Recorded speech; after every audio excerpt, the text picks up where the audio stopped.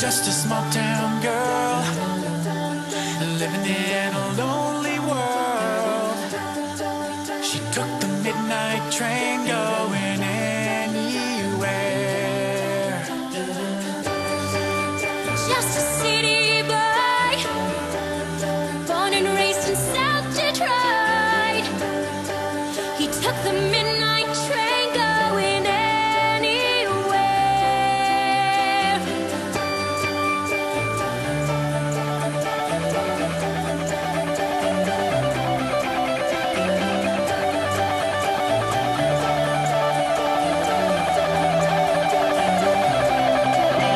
The singer in a smoky room, A smell of wine and cheap perfume. For a smile they can share the night. It goes on and on and on and on. Strangers waiting. Ahí estamos, señores, son las 10:33 en vivo hasta las 2 de la tarde y volvió la Wichi Verón. A vivo también en www.mitrehd.com.ar. ¿Cómo va la vida? ¿Que nos están grabando, boluda? Sí, nos ¿En están serio? viendo, nos están espiando, la nata, en este Nah, momento, en cualquier nah. parte del mundo, nos están espiando en varios internet. sentidos, sí. Claro, www.mitrehd.com.ar. Ah, yo conté eso, que me está caminando la Federal por orden de Servide, sí. Le mandamos un saludo a la gente de la Federal. Es un delito eso. Para, yo no sé lo que estás hablando. Le contamos, porque lo conté en el pase, le mandamos un abrazo a la gente de inteligencia de la Federal que aparentemente me camina. ¿Qué decías? Que estamos en www.mitrehd.com.ar. 10 grados. Que me 6 camina décimas. quiere decir que me están siguiendo, chequeando y eso. O sea que saben que estás acá. Por Boludo, ejemplo. tienen una información increíble los tipos. Me están cuidando. Un abrazo a Norberto también, sí.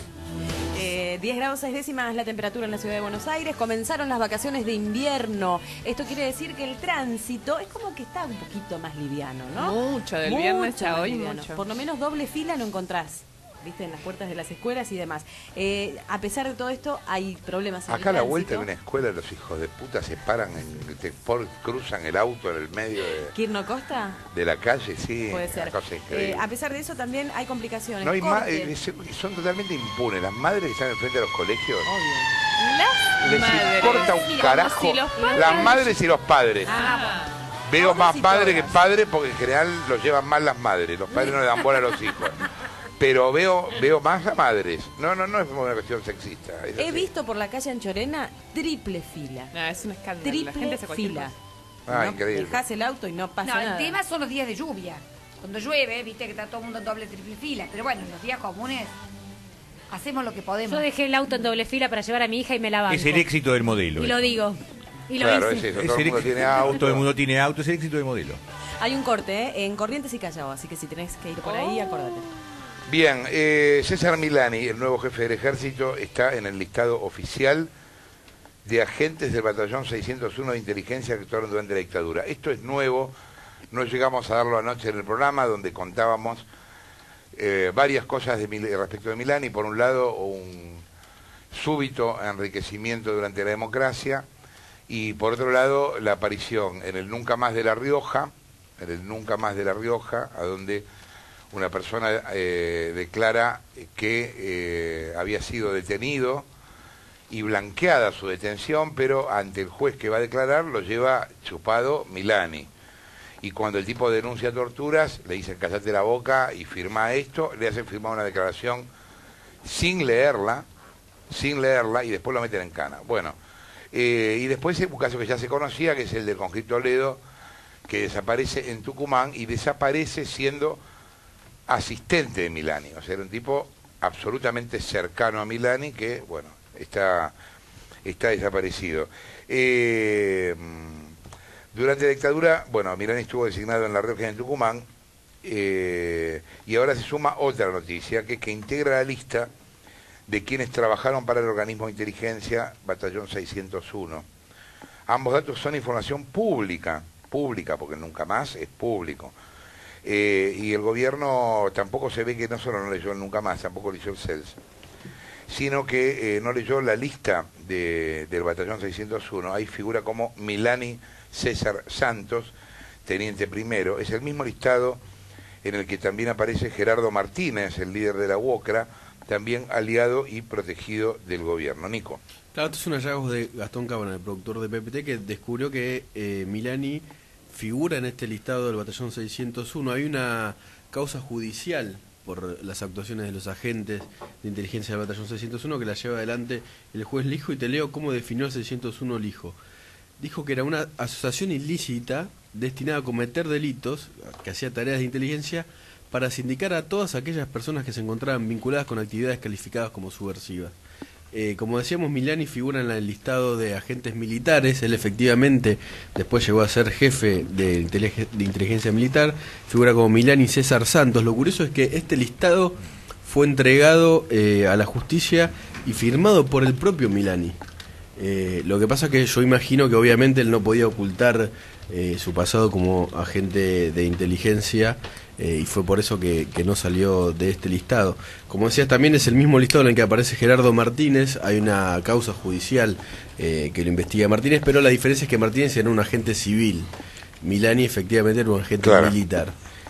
Bueno, hay legisladores que también habían descubierto que Milani figuraba en este listado, como Alejandro Bodart, que es diputado porteño. A ver, no es menor para nada que el jefe del ejército, durante este gobierno, que se supone no, en verdad ha hecho mucho por el tema de los derechos humanos, mucho bueno y mucho malo, porque ha prostituido a los organismos, que es malo, y a la vez ha permitido que la justicia avanzara, que es evidentemente bueno. Pero no es menor que el jefe del ejército haya tenido denuncias por desapariciones y por apretes en la dictadura. Pero no, perdón, aún si no las hubiere, el 601 tenía la función fundamental, eran los autores intelectuales, eran los que decidían a quién se afanaba y a quién se secuestraba y a quién se torturaba. Eran ellos los que hacían inteligencia. Los militares comunes no tenían idea de quién era quién en la política. Era este grupo específicamente el que le daba la letra a los grupos de tarea. Ayer, cuando terminé el programa, como es muy difícil dormirte como apenas salís de la tele, porque después de conducir 2 horas salís como muy acelerado, me dedico a ver las redes, ¿no? Y siempre los ciberK están a full con nosotros, y también la gente que nos apoya a nosotros. Bueno, hay siempre una pelea en todas las redes.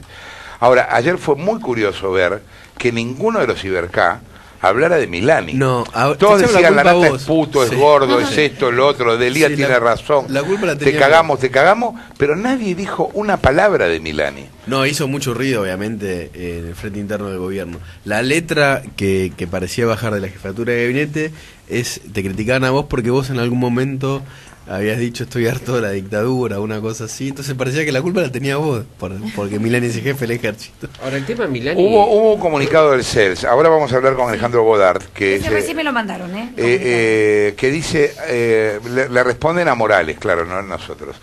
Dice: ante la mención del senador Gerardo Morales a un presunto silencio del CELS respecto de alegados actos del general César Milani, comunicamos. Primero, desde 1984 el CELS cumple con el mandato de sus fundadores de informar sobre actos de los oficiales propuestos para el ascenso que implicaron participación en violaciones a los derechos humanos, bla, bla, bla. Las fuentes de información utilizadas para ello son los documentos producidos por las víctimas de Estado, sus familiares y los organismos de derechos humanos, bla, bla, bla. 3. En ocasión del ascenso de Milani, en 2010 se presentaron 2 denuncias en su contra, sobre las que el CELS fue consultado. Una sostenía que participó en el alzamiento de Carapintada de 1987. Esto es así porque hay una fotografía donde se lo muestra. Lo que el gobierno salió a decir es que él estaba infiltrado. ¿Geuna? Una aclaración sobre este comunicado del CELS. Este comunicado es del 1 de julio, que fue ante la impugnación que hizo en su momento el senador no es de Morales. Ahora. Lo que va a pasar ahora, en cualquier momento, digamos que se está retomando ahora porque es claro, la última... lo volvieron a mandar recién. Sí, pero es la última comunicación oficial que hay al respecto. Nosotros llamamos al CELS para entrevistarlos, para profundizar sobre este tema.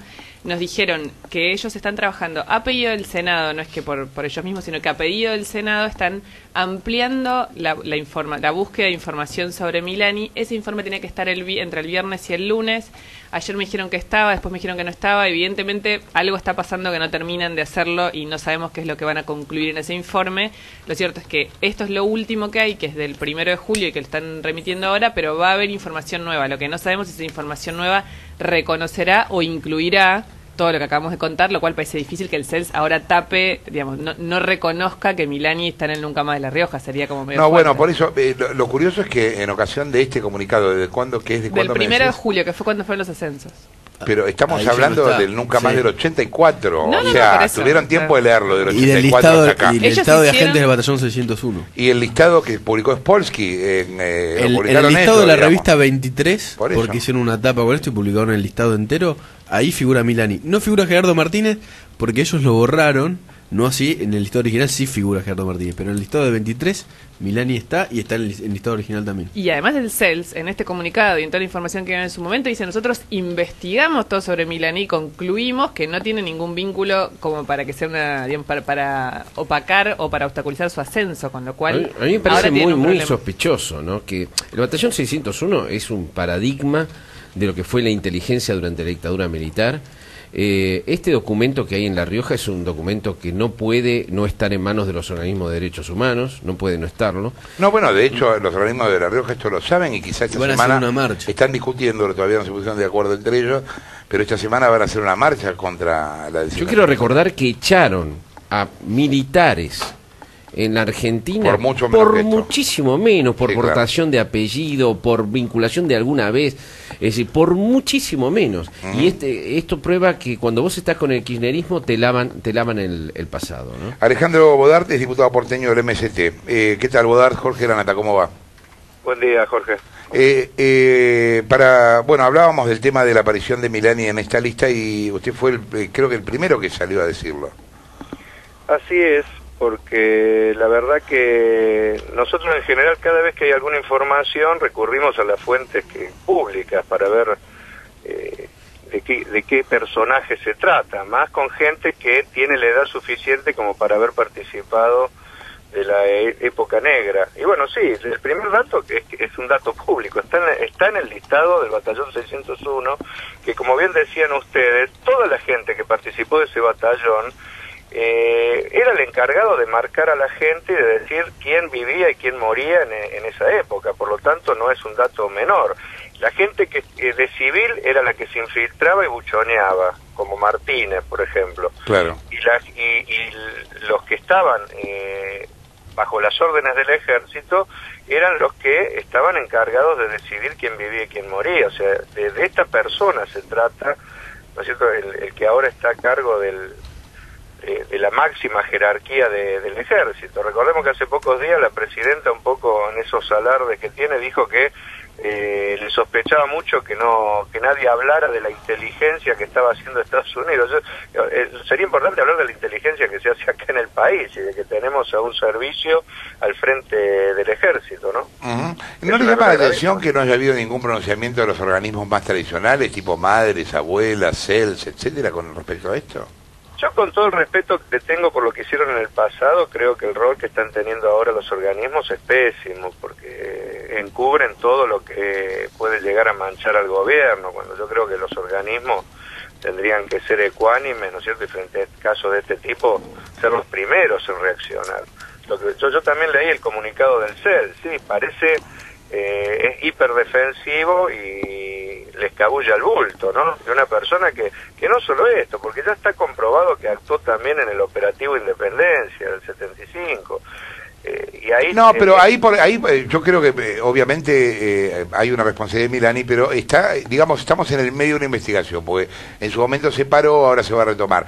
Ahora, lo de el Nunca Más de La Rioja es inequívoco, digamos. Totalmente. Ahí hay un testimonio dicho en el 84 de una persona que dice: Milani me detuvo, me llevó, evitó que yo declarara torturas ante el juez, digamos. Es que es clarísimo, digamos. Tiene razón Fernández Díaz, que recién decía, por mucho menos que eso, han sacado a centenares de militares, no a uno solo. Totalmente. Sí, el 601 ya solo y lo del ese dato 601 daría, también es inequívoco, digamos. daría también como... recordemos que fue la presidenta la que firmó el decreto y efectivamente le tocó a Milani ser el que firme la desclasificación, pero... se hizo precisamente para transparentar quiénes habían estado. Bueno, pero hay otras denuncias. Usted recién hablaba del tema Carapintada, que es sí. Otro tema que... Ahí hay un sumario interno que tiene este hombre porque se negó a reprimir, ¿no? O sea, está está en discusión este tema de qué rol jugó en el alzamiento, pero lo que sí hay y está en las actas del legajo de este hombre, que tiene un sumario interno, porque cuando se le dijo que vaya a reprimir, como muchas de las fuerzas, se negó a ir, y tenía un batallón a su cargo, por lo tanto siempre ha estado ligado de una u otra manera a la etapa negra de la represión, y recordemos que el alzamiento que era pintado fue contra las leyes, sí, claro, ¿no es cierto?, que se habían puesto para avanzar mínimamente. A partir de ahí vino la obediencia debida, punto final, o sea, las leyes que después cerraron eso. Así que yo creo que tiene que ver, yo escuché una frase de la presidenta cuando lo presentó a este hombre, que fue con estas designaciones intentamos cerrar las brechas que separan al ejército de la sociedad. Yo creo de que no se trata de cerrar brechas, se trata de hacer justicia, ¿no es cierto? Y cuando hagamos justicia y no quede gente impune por todo lo que se hizo, ahí realmente se va a recuperar la relación con las Fuerzas Armadas. Mientras eso no suceda, no hay ninguna posibilidad de que la sociedad cierre brechas con esa etapa negra de la historia. Bodart, desde el punto de vista político, hay evidentemente una intención del gobierno de politizar el ejército. Hay sectores militares que dicen que esto sería como hacer un ejército similar al de Venezuela, etcétera. En ese sentido son sugestivas las palabras de Milani cuando asume, hablando de que él está con el proyecto, da la sensación de que se quiere hacer una especie de remake de lo que fue el operativo Dorrego, cuando en los 70 los montoneros hicieron una alianza táctica con el ejército para trabajar en el marco del tema social. ¿Ustedes políticamente cómo ven el tema de la intervención del ejército en el asunto social?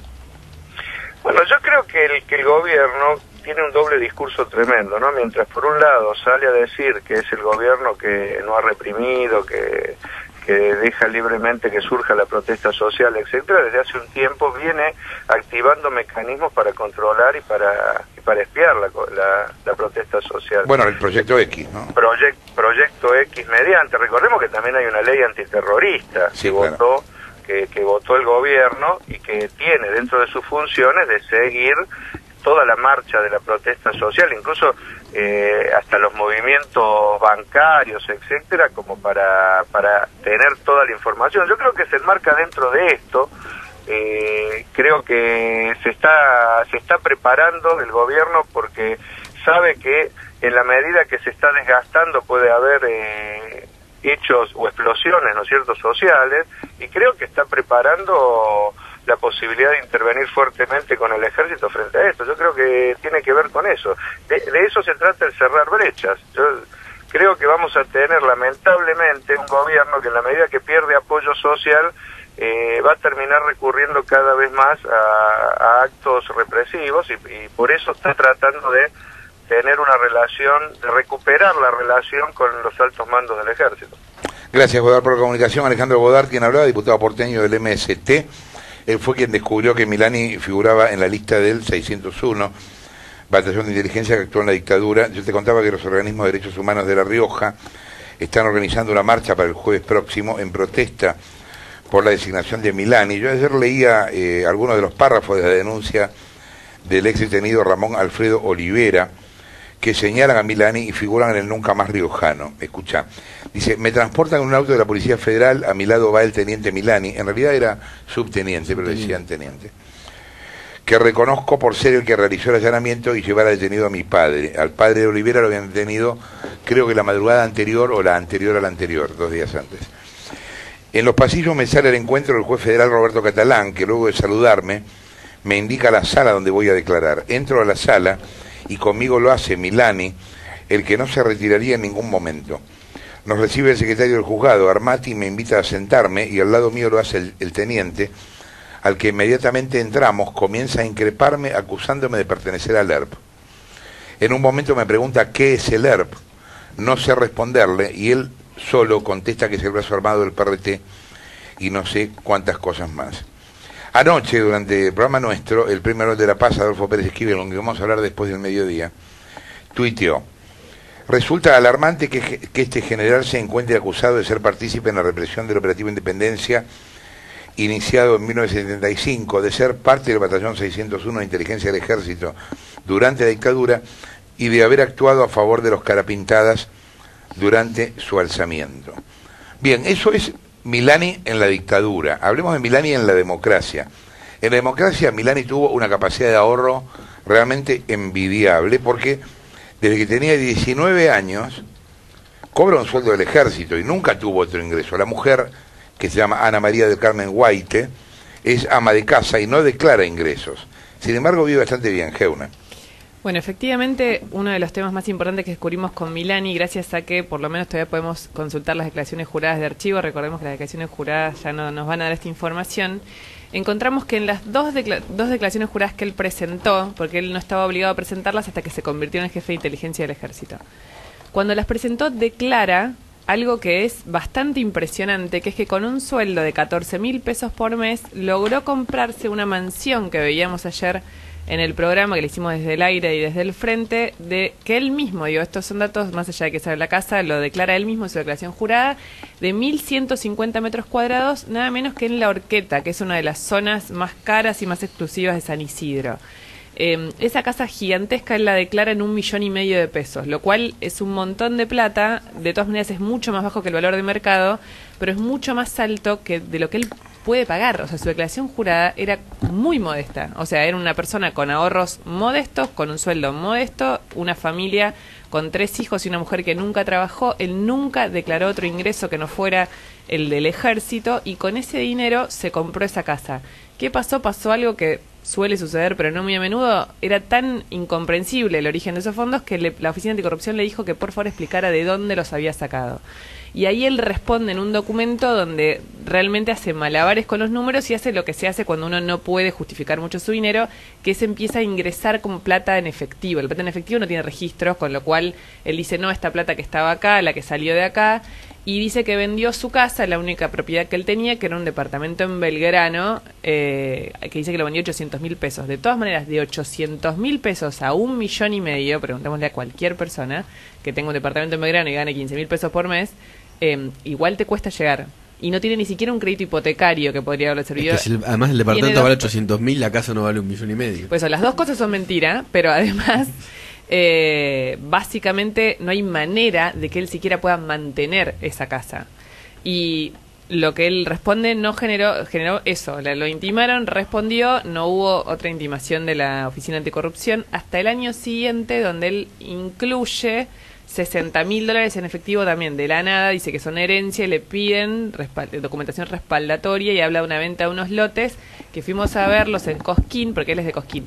Una aclaración, porque ahora seguramente todo el mundo va a salir a decir que él heredó mucha plata de su papá, que era César Milani, que es un dirigente de Cosquín, que tenía una vida, de clase media, normal, bien, tenía algunas propiedades, todas las vimos ayer, ninguna era onerosa, ninguna fue vendida por Milani, salvo unos lotes que él declara vendidos para justificar los $60.000. Los lotes son en la zona más pobre de Cosquín. Es un barrio obrero, yo conozco. Exactamente, donde no no tienen ni siquiera agua potable. Sobre el río Cosquín, o sobre el Pan de Azúcar, que digamos vale mucho más, o sobre la avenida principal, que por lo menos tiene el valor del comercial del Festival de Cosquín, ¿no? Pero te digo más, tiene solo ese predio tiene solo 2 manzanas con agua potable. Todo lo demás no tiene agua potable, no tienen cloacas, no tienen gas. Esas son las finanzas de este personaje, que además tiene otro dato. Nosotros nos enteramos de su casa, y mientras buscábamos cuando ubicamos la casa, pero antes de ir a grabar la casa personalmente, vimos que había estacionado un Alfa Romeo Mito, que es el último Alfa como deportivo, es un auto de 3 puertas como deportivo, que evidentemente se lo compró para el hijo. O sea, le va tan bien que se lo compró para el hijo, porque lo que detectamos es que está en nombre de él, no está en su declaración jurada, pero tiene una cédula azul hecha a su hijo, a uno de sus hijos, al que se lo dio para que la pase bien, supongo, cuando sale. Este es Milani. Su sueldo declarado por él mismo, su único ingreso hasta el 2010 lucas. Son 14, en 2011 15 lucas, ahora, digamos, en el 2012, no sé, 16. ¿Vos hace cuántos años ves declaraciones juradas? Muchísimos. No, me reí mucho cuando la vi, porque dije, hace mucho que no me tocaba uno que hiciera una guarangada semejante. Porque eso te iba a preguntar, ¿es normal que la Oficina Anticorrupción, que suele no hacer nada, le pide explicaciones? Es normal, si querés. En general, los funcionarios públicos de alto rango, yo no me topo. No me aparecen muchos de estos, doble explicación, de estos papeles que cada año le pide sí. explicación. También es cierto que no se hizo ninguna. Después la declaración, la Oficina Anticorrupción tomó por buenas y se terminó. ¿Y que se olvide un Alfa Romeo, un funcionario público? Bueno, él ya se había olvidado de otro auto, que lo habían intimado él en el 2010. Y dijo que no se había olvidado porque lo había comprado a fin de año, ahora seguramente diría lo mismo. Lo había comprado a fin de año y en realidad era un auto que también le había comprado a los hijos y que le había puesto el 25% a cada hijo y el 25% a la mujer. Y que se le había pasado, como por esta pavada, no iba a ponerle la declaración jurada. Bueno, a lo mejor el Alfa Romeo Mito también le pareció una pavada y no lo puso. 10:57. Ahí las invito a la pieza del hotel, Canal 13. ¿Las atoraste? ¿Las atoraste, hermana? Me llevé a las dos, ¿viste? ¿Las atoraste a las dos? El República de la Empanada. ¿La pudiste atorar? Y nos atoramos las tres, te digo. Las invité, ¿viste? A las chichis a ver el programa de la Nato. Digo, vamos a ver al Papu.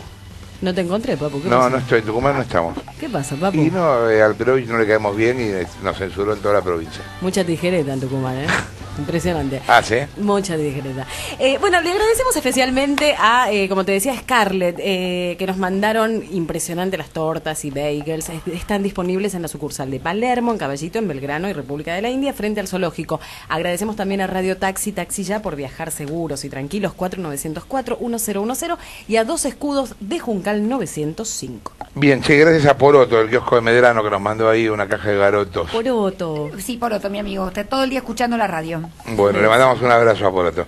Estábamos hablando del tema de Milani y su rol en la dictadura y me decía Geuna que hubo un informe del CELS nuevo. Exacto, nosotros desde la semana pasada que hemos pedido una entrevista al CELS, lo que nos contestaron fue que estaban elaborando una respuesta al Senado, que por eso, como no tenían cerrada toda su información, no querían dar esa entrevista hasta que no tuvieran las conclusiones.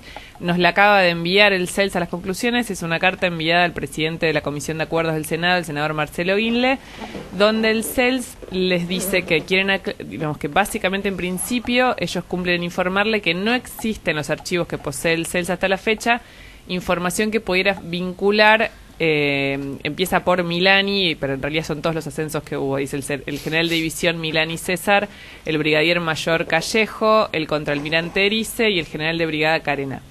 Esto es todos los ascensos que hubo en las Fuerzas Armadas. Ahora, ¿qué es lo importante de este comunicado, que tiene una página y un poquito más? Que ellos lo que hacen es consignan de dónde, digamos, con qué elementos ellos cotejan si una persona está vinculada a causas de derechos humanos o no. Hablan del CONADEP, del libro Escuadrón Perdido de Andrea Amor.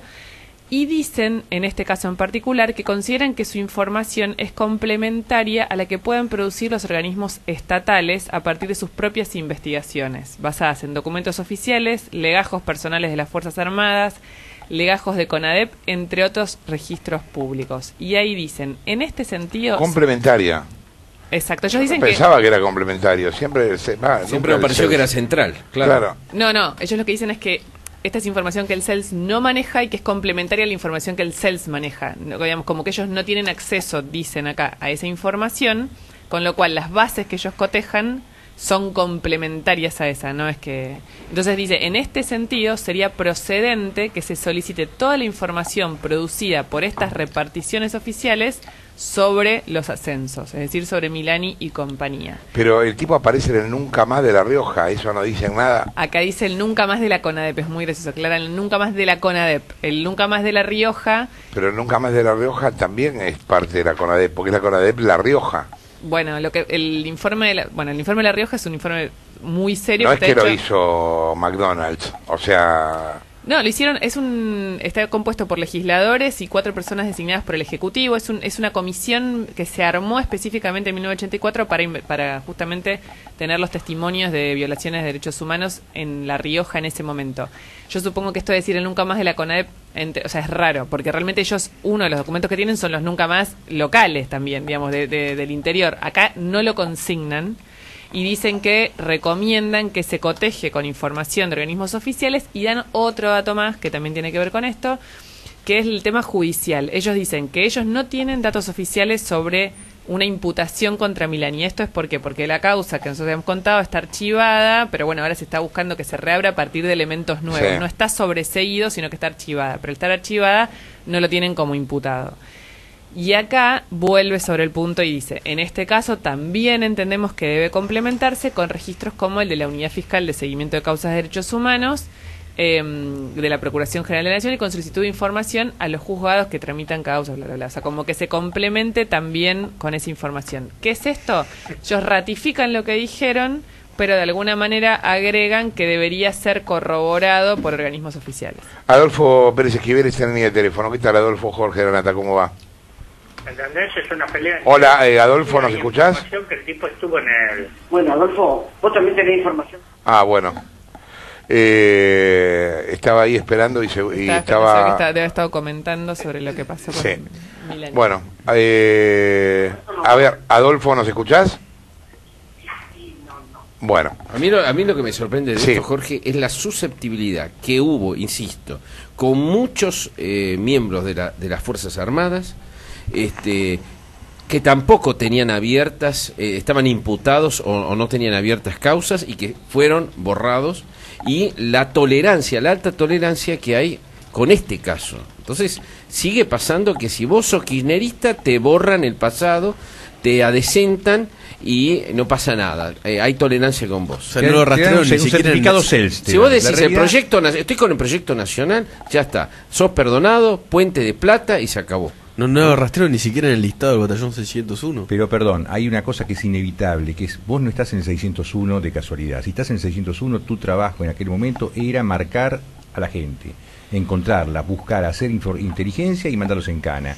No hay nadie que haya tenido alguna importancia o haya pertenecido al 601 que está desinvolucrado. No puede estar, no hay forma. Pero además es lo que decimos recién, el nunca más, digamos, no estamos hablando, como vos decías, la causa judicial de Tucumán, lo que está confirmado es que él estaba prestando servicios en Tucumán, que desapareció una persona que era su asistente. Eso puede ser susceptible de ser investigado. Ahora lo otro es inequívoco. Lo otro es inequívoco. Eso y el listado del 601 son inequívocos. Y es público. O sea, la edición que tenía ayer Rodrigo en la mano del Nunca Más de La Rioja es una edición de Presidencia de la Nación que se hizo en el 2006.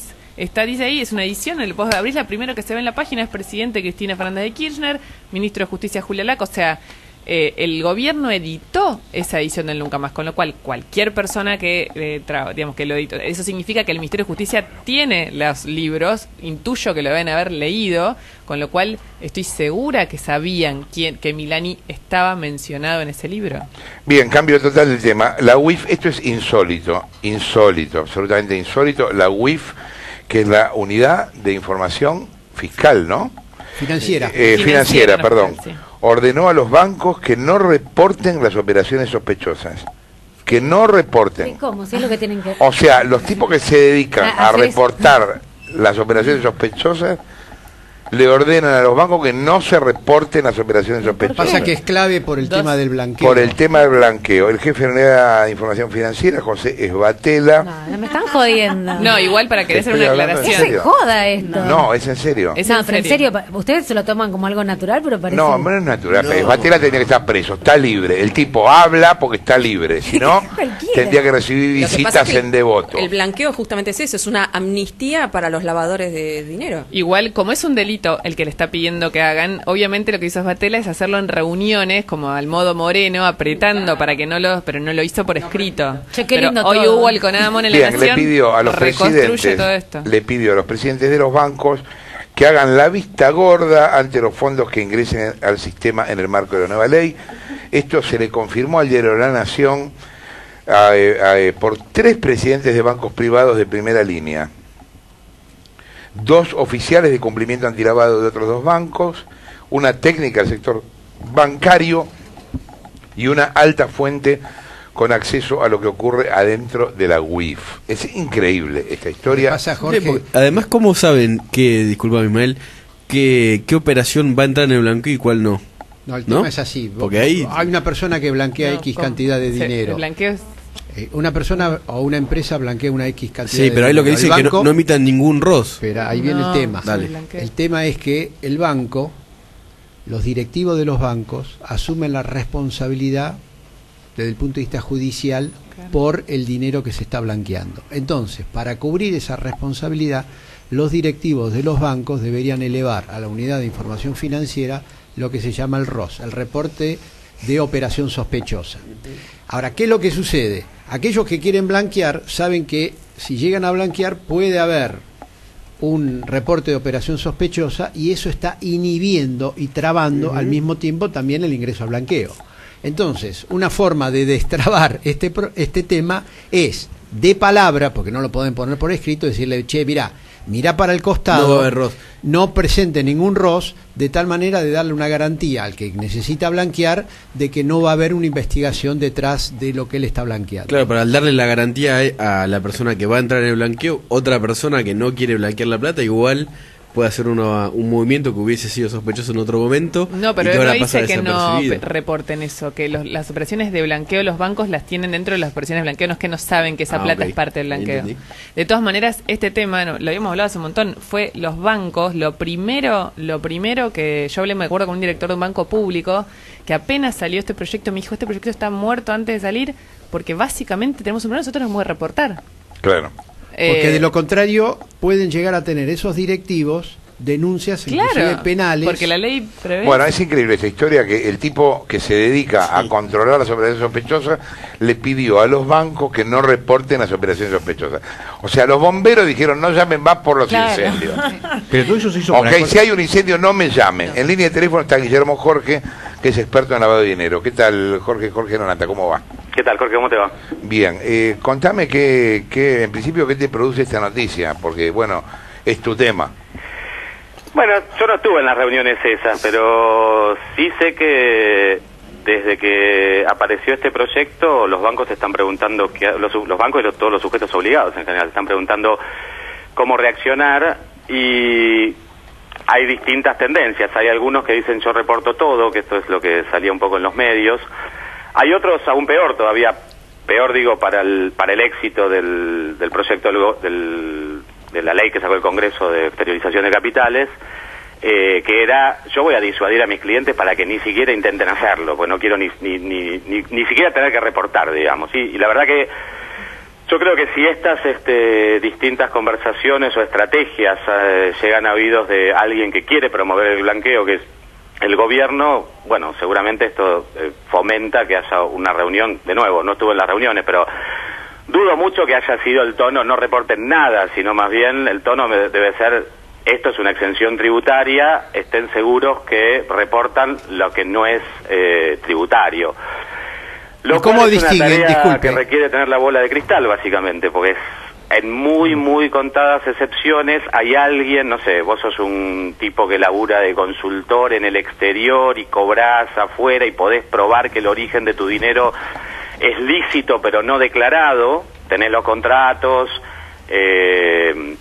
no sé, tenés factura de una sociedad extranjera, qué sé yo, digamos, tenés armado algún mecanismo que te permita probar frente al sujeto obligado que esa es plata evadida, pero que no tiene otro origen. Bueno, ahí esa operación no debería ser reportada, porque la ley básicamente eso es lo que les autoriza a los sujetos obligados. El problema en la Argentina es que ese es el 0,2% de los casos. En general, en los casos que se van a ver en la Argentina, es plata no declarada sobre la cual no hay ningún documento, y la falta de documentos al sujeto obligado lo pone en la...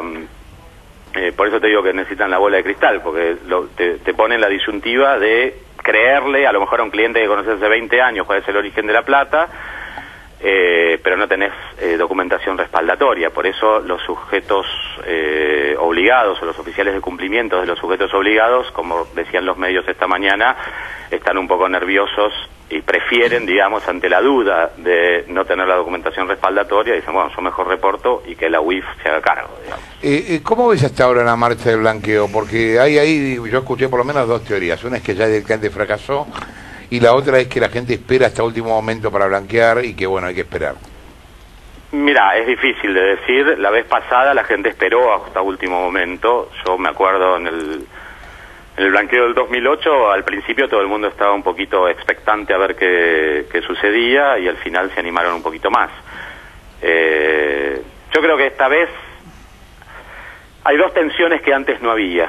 Por un lado, los sujetos obligados por el sistema antilavado tiene una predisposición distinta, porque la Argentina, cuando, digamos, en el 2008 no estábamos en la mira del CAFI, no habíamos entrado en la lista gris, y entonces acá las leyes de antilavado se miraban, había menos preparación técnica y había menos atención, te diría, de los sujetos obligados al tema. Estaba como pasaba muy por abajo del radar. Después de los asuntos con el GAFI, el reporte sobre la evaluación sobre la Argentina del 2010, la entrada de Sbatella con, digamos, con firmeza de tratando de levantar sacar a la Argentina de la lista gris, eso crea, digamos, una alerta muy fuerte en el sector, y ahora son los propios sujetos obligados que dicen, no, mirá, yo voy a reportar. Eso por un lado, y después por otro lado tenés, que es un tema político, donde, bueno, tenés jurisdicciones que dicen, miren, están desalentando, digamos, a la gente a hacerlo, y bueno, me parece que todas estas dos cambios, digamos, importantes que no había en el 2008, conspiran un poco contra el éxito, pero de nuevo, es prematuro decir qué es lo que va a pasar, ¿no? Jorge Fernández Díaz te habla, ¿cómo te va? ¿Cómo estás? Hay algo mítico, tal vez una fantasía, pero a ver si te parece real. Ponele que yo trabajo para el cártel de Sinaloa, ¿no? Sí. Vengo acá y hablo con algún consultor o con algún empresario argentino, y le planteo, mira, sacame, te voy a poner en Suiza 50 millones de euros para vos. Sí. Vos lo blanqueás y me das el 10%. ¿Eso es posible con esta ley? Te doy el 10%, no me das el 10%. Sí, te doy el 10%. Ok.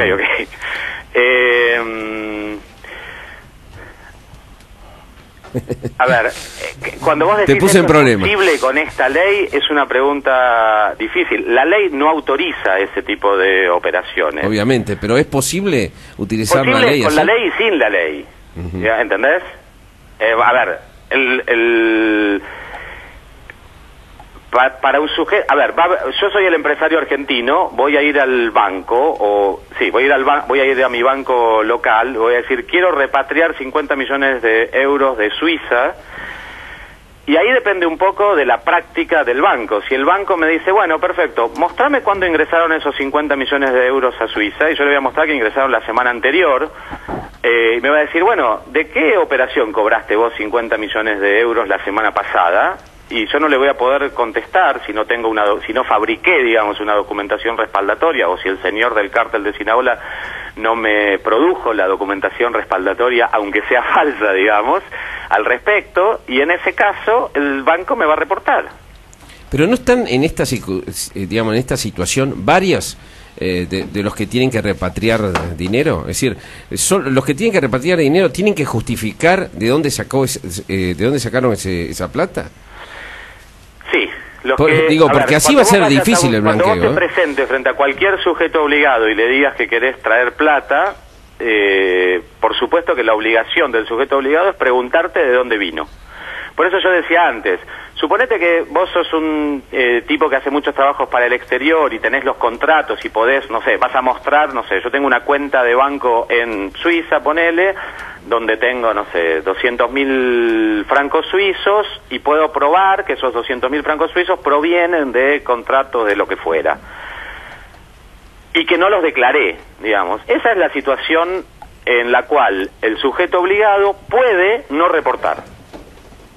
¿Sí? Porque tiene probado, no tiene ninguna sospecha de que el origen es ilícito, es decir, los fondos fueron obtenidos legalmente y no fueron declarados al fisco argentino en el momento en que había que declararlos. Eso es lo único que esta ley permite. Si el sujeto obligado no está seguro de que esa es la situación, lo tiene que reportar. Claro. El problema es que ya hubo casos, por ejemplo, el de este colombiano que blanqueó dinero. Sí. Ya hay casos claros donde prácticamente no hubo que explicar nada, digamos, ¿no? Que era dinero sucio, se blanqueó en la Argentina. Bueno, pero el hecho de que vos sepas que un colombiano blanqueó quiere decir que el sistema funcionó en ese caso. Quiere decir que un banco dijo, che, ¿y este quién es? No probó que el origen sea lícito, pero no declarado que sea un tema exclusivamente tributario y entonces lo reportó. La UIF habrá hecho alguna investigación adicional, probó que era un narcotraficante y eso, por eso vos sabés hoy que eso es un caso de lavado de dinero. El tema es los que no sabés, no los que sabés. Guillermo, ¿cómo estás? Luciana Geuna te habla. ¿Cómo estás? No, en el caso estábamos hablando de Meyendorf recién, que es el financista de los narcos colombianos que acaba de ser extraditado a Estados Unidos. No fue ese el camino, eso fue lo que nos generó en su momento que lo destacáramos, sino que en realidad esa operación se hizo, pasaron los años, no saltó ningún reporte y hubo un momento en que se abrió una causa judicial por narcotráfico donde, digamos, tirando de la soga de la causa judicial, en un momento el juez le pide a la UIF que investigue a una, digamos, lo que son las finanzas de una determinada cantidad de gente. Entonces, a partir de eso es que la UIF empieza a buscar en sus registros, entonces encuentra que, por ejemplo, de verdad no había ninguna alerta, encuentra que, por ejemplo, Meyendorf, un hijo de Meyendorf se había acogido el blanqueo de 2009, pero no es que había un reporte ni una alerta, sino como que dijo, bueno, este tipo que usted me pregunta, en 2009 blanqueó tanta plata, punto. Claro, se descubre por una investigación policial, ¿entendés? Bueno, no por una investigación... No hubo reporte de a uno, por favor. Si vos te fijás las multas que pone la UIF en general,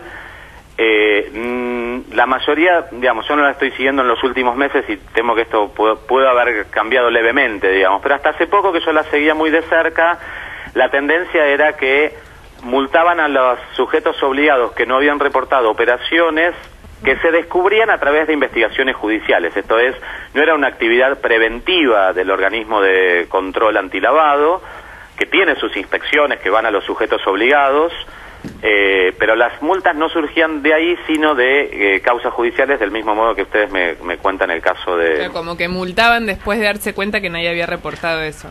Claro.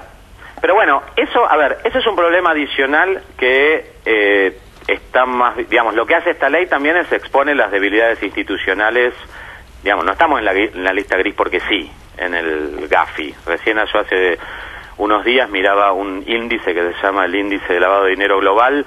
La Argentina está dentro de los 20 países más riesgosos del mundo, o sea, es una lista de 150, estamos en el número 19 de los más riesgosos.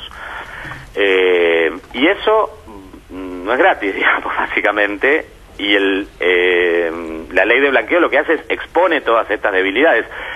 Yo creo que en el último blanqueo, no me acuerdo si no eras vos, Luciana, que me habías hecho una nota en Perfil, yo básicamente lo que decía, mirá, formalmente no hay ningún inconveniente, no es que la ley te autorice algo, pero si vos tenés una UIF con 30 analistas y de golpe acostumbrados, digamos, a un flujo de información de 100 ROS por mes y de golpe vas a tener un aluvión de 1.500, 2.000, 3.000 ROS, porque todos los sujetos obligados adoptan esta posición de ante la duda de reportar, que es lo correcto, de nuevo, y vos no tenés la infraestructura institucional, no tenés los recursos humanos o tecnológicos para procesarlos, bueno, vas a fracasar en tu función principal, que es básicamente esto, investigar y separar un poquito la paja del trigo de todo lo que te reportan los sujetos obligados y saber de esos reportes cuáles involucran dinero de origen ilícito. Gracias por la comunicación, Guillermo Jorge, quien hablaba, experto en lavado de dinero, 12:30 del mediodía. 12:38. Bueno, muchas cosas para decirte. Primero, que estamos con 14 grados, una décima de temperatura. Segundo, ¿sabías que estamos regalando entradas para el cine en @Radio Mitre? Vacaciones de invierno, querés llevar al chico. Si nos seguís en Twitter, de esa manera te podés llevar tus entradas. Y ya que está, te voy a hacer una pregunta a vos. A ver. ¿Qué pasa cuando un jugador está cansado y ya no puede jugar más? A vos que te gusta el fútbol. A mí que me encanta el fútbol. ¿No tenés idea? No tengo la más Bueno, puta te voy a idea. contar. Pide el cambio, la nata. Pide el cambio. Lo mismo que le pasa a tus neumáticos. Si tus neumáticos ya no dan más, poné Bridgestone. Bridgestone te paga hasta 500 pesos por tus neumáticos usados. Además, podés realizar tu compra en 12 cuotas sin interés pagando con Visa. Y como si esto fuera poco, Bridgestone es la única marca de neumáticos que te lleva a la final de la Copa Bridgestone Libertadores. Entra en www.bridgestonenet.com.ar y participa. Poné en tu auto toda la tecnología e innovación de Bridgestone, el neumático número 1 del mundo. Bien, escándalo de corrupción en España. El presidente Mariano Rajoy cada vez más complicado. La oposición pide su renuncia. El diario El Mundo publicó ayer domingo una serie de mensajes de texto enviados por Rajoy al ex tesorero del Partido Popular, Luis Bárcenas, en medio del escándalo de corrupción desatado por las diversas evidencias sobre el pago de sobresueldos en negro a dirigentes de ese partido conservador español. Guadalupe Vázquez.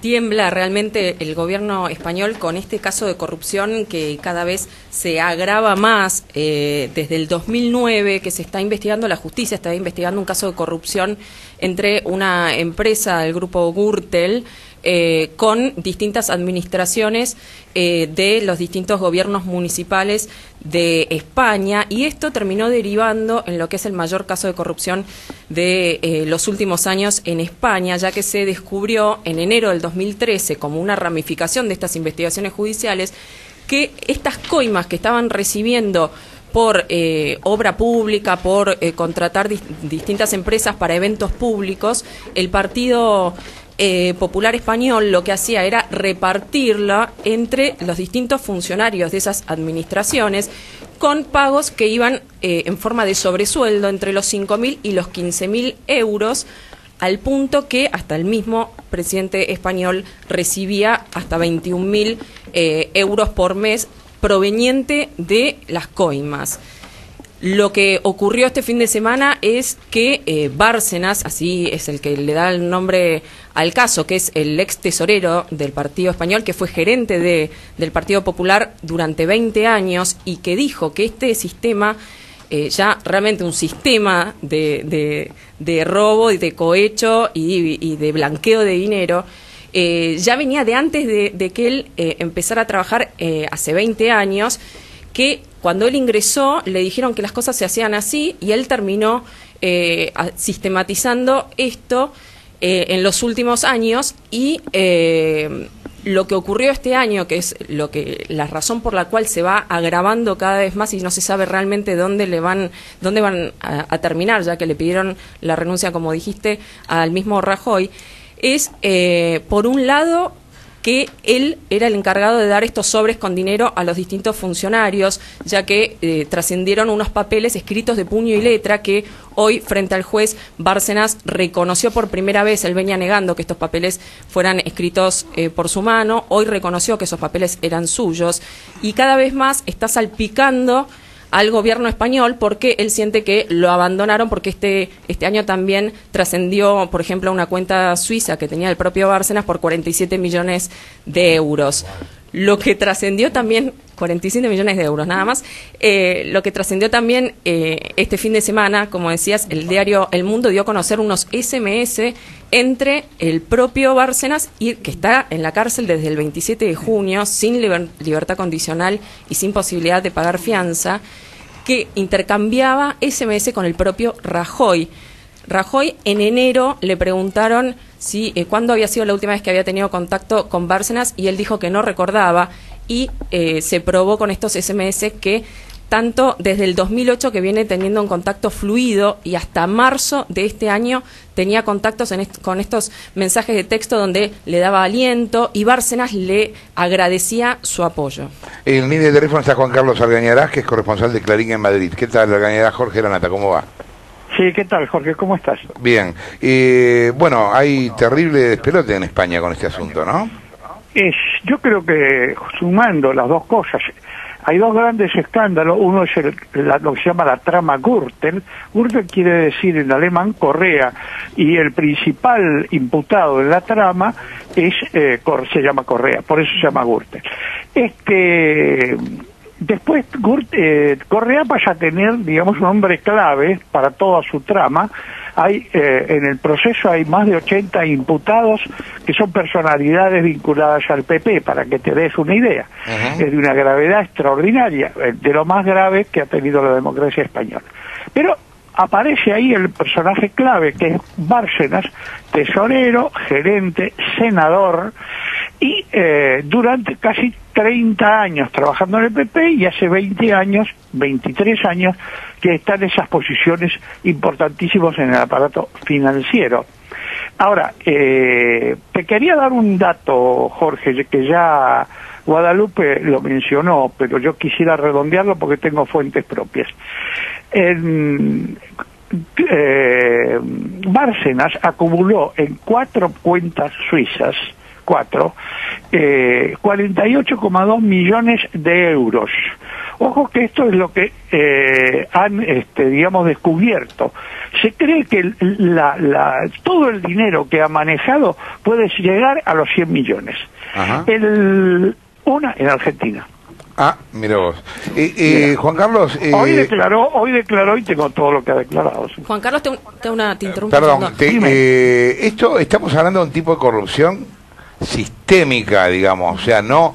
Acá no hay un ministro que hizo un robo espectacular, sino un tipo de corrupción histórica que ahora se empieza a descubrir, digamos, pero que venía del Partido Popular desde siempre. Mira, el Partido Popular, el Partido Socialista... En la clase política. Los catalanes, de nacionalistas de diverso tipo, una inmensa cantidad de partiditos locales. La corrupción sofoca a España, la ahoga, es decir, y tiene mucha solera. Yo recuerdo los gigantescos escándalos que hubo cuando arrancó la democracia, pero después tremendas en la época de Felipe González, muy graves, y ahora con todo esto. Lo que pasa es que en este gobierno, durante este periodo, porque ellos no estaban en el gobierno, gran parte de esta corrupción se produce desde gobiernos regionales. ¿Qué declara hoy? Importante, que creo que es importante para vos que estás en una audición de radio, donde la noticia caliente tiene tanta importancia. Hoy declara Bárcenas ante el juez de la Audiencia Nacional cosas importantísimas. Por ejemplo, aquí hay un problema tremendo que es la contabilidad secreta. Es decir, se publica, el diario El País publica hace unos meses 14 páginas de una contabilidad secreta. Inmediatamente la desmiente Bárcenas y ahora incluso trata de disimular su letra, y ahora todas esas anotaciones que son la base de la acusación de que el dinero que recogía Bárcenas durante 20 años, ¿qué hacían? Los grandes empresarios de la construcción, a cambio, por supuesto, de favores, hacían donaciones al Partido Popular por una cantidad de decenas de millones de euros. Estos euros, este dinero, en gran parte era negro e ilegal. Entonces, él pasaba por manos de Bárcenas, que en parte los distribuía al partido, destinaba a él mismo, y con lo que fue acumulando su dinero negro, si es que no hay cosas más graves. Ahora, lo que se dice... Perdón, ¿qué es lo que cambió en España en este tiempo que hizo que una cosa sistémica como esta se descubriera ahora? No se descubre ahora, hace 4 años que está imputado Bárcenas. O sea, Bárcenas hace 4 años se lo imputa por el caso Gürtel. Es decir, y a partir de ahí empiezan a... O sea, el caso Gürtel es la punta de este ovillo, digamos. Ahora, claro, esto del caso Gürtel, que ya te digo, hay más de 80 imputados, que abarca a varias cosas. Mira, es algo de no creer la cantidad de municipios, ayuntamientos, regiones, que están metidas en esta corrupción. Son inmensas. Y después hay casos separados, como el caso de Valencia o el caso de Palma de Mallorca, parte de lo cual es el caso Underganín. O sea, es una corrupción extendidísima. Y hay miles de millones de euros en juego. La base es fundamental, porque veo que vas por explicaciones, yo te diría, más de fondo. La base fundamental es que acá se dictó una legislación por la cual se permitía que los municipios, los ayuntamientos, las regiones pudieran calificar los terrenos. O sea, los terrenos que eran calificados como para explotar tierras, se calificaban como urbanos, y en esos terrenos urbanos se podía edificar.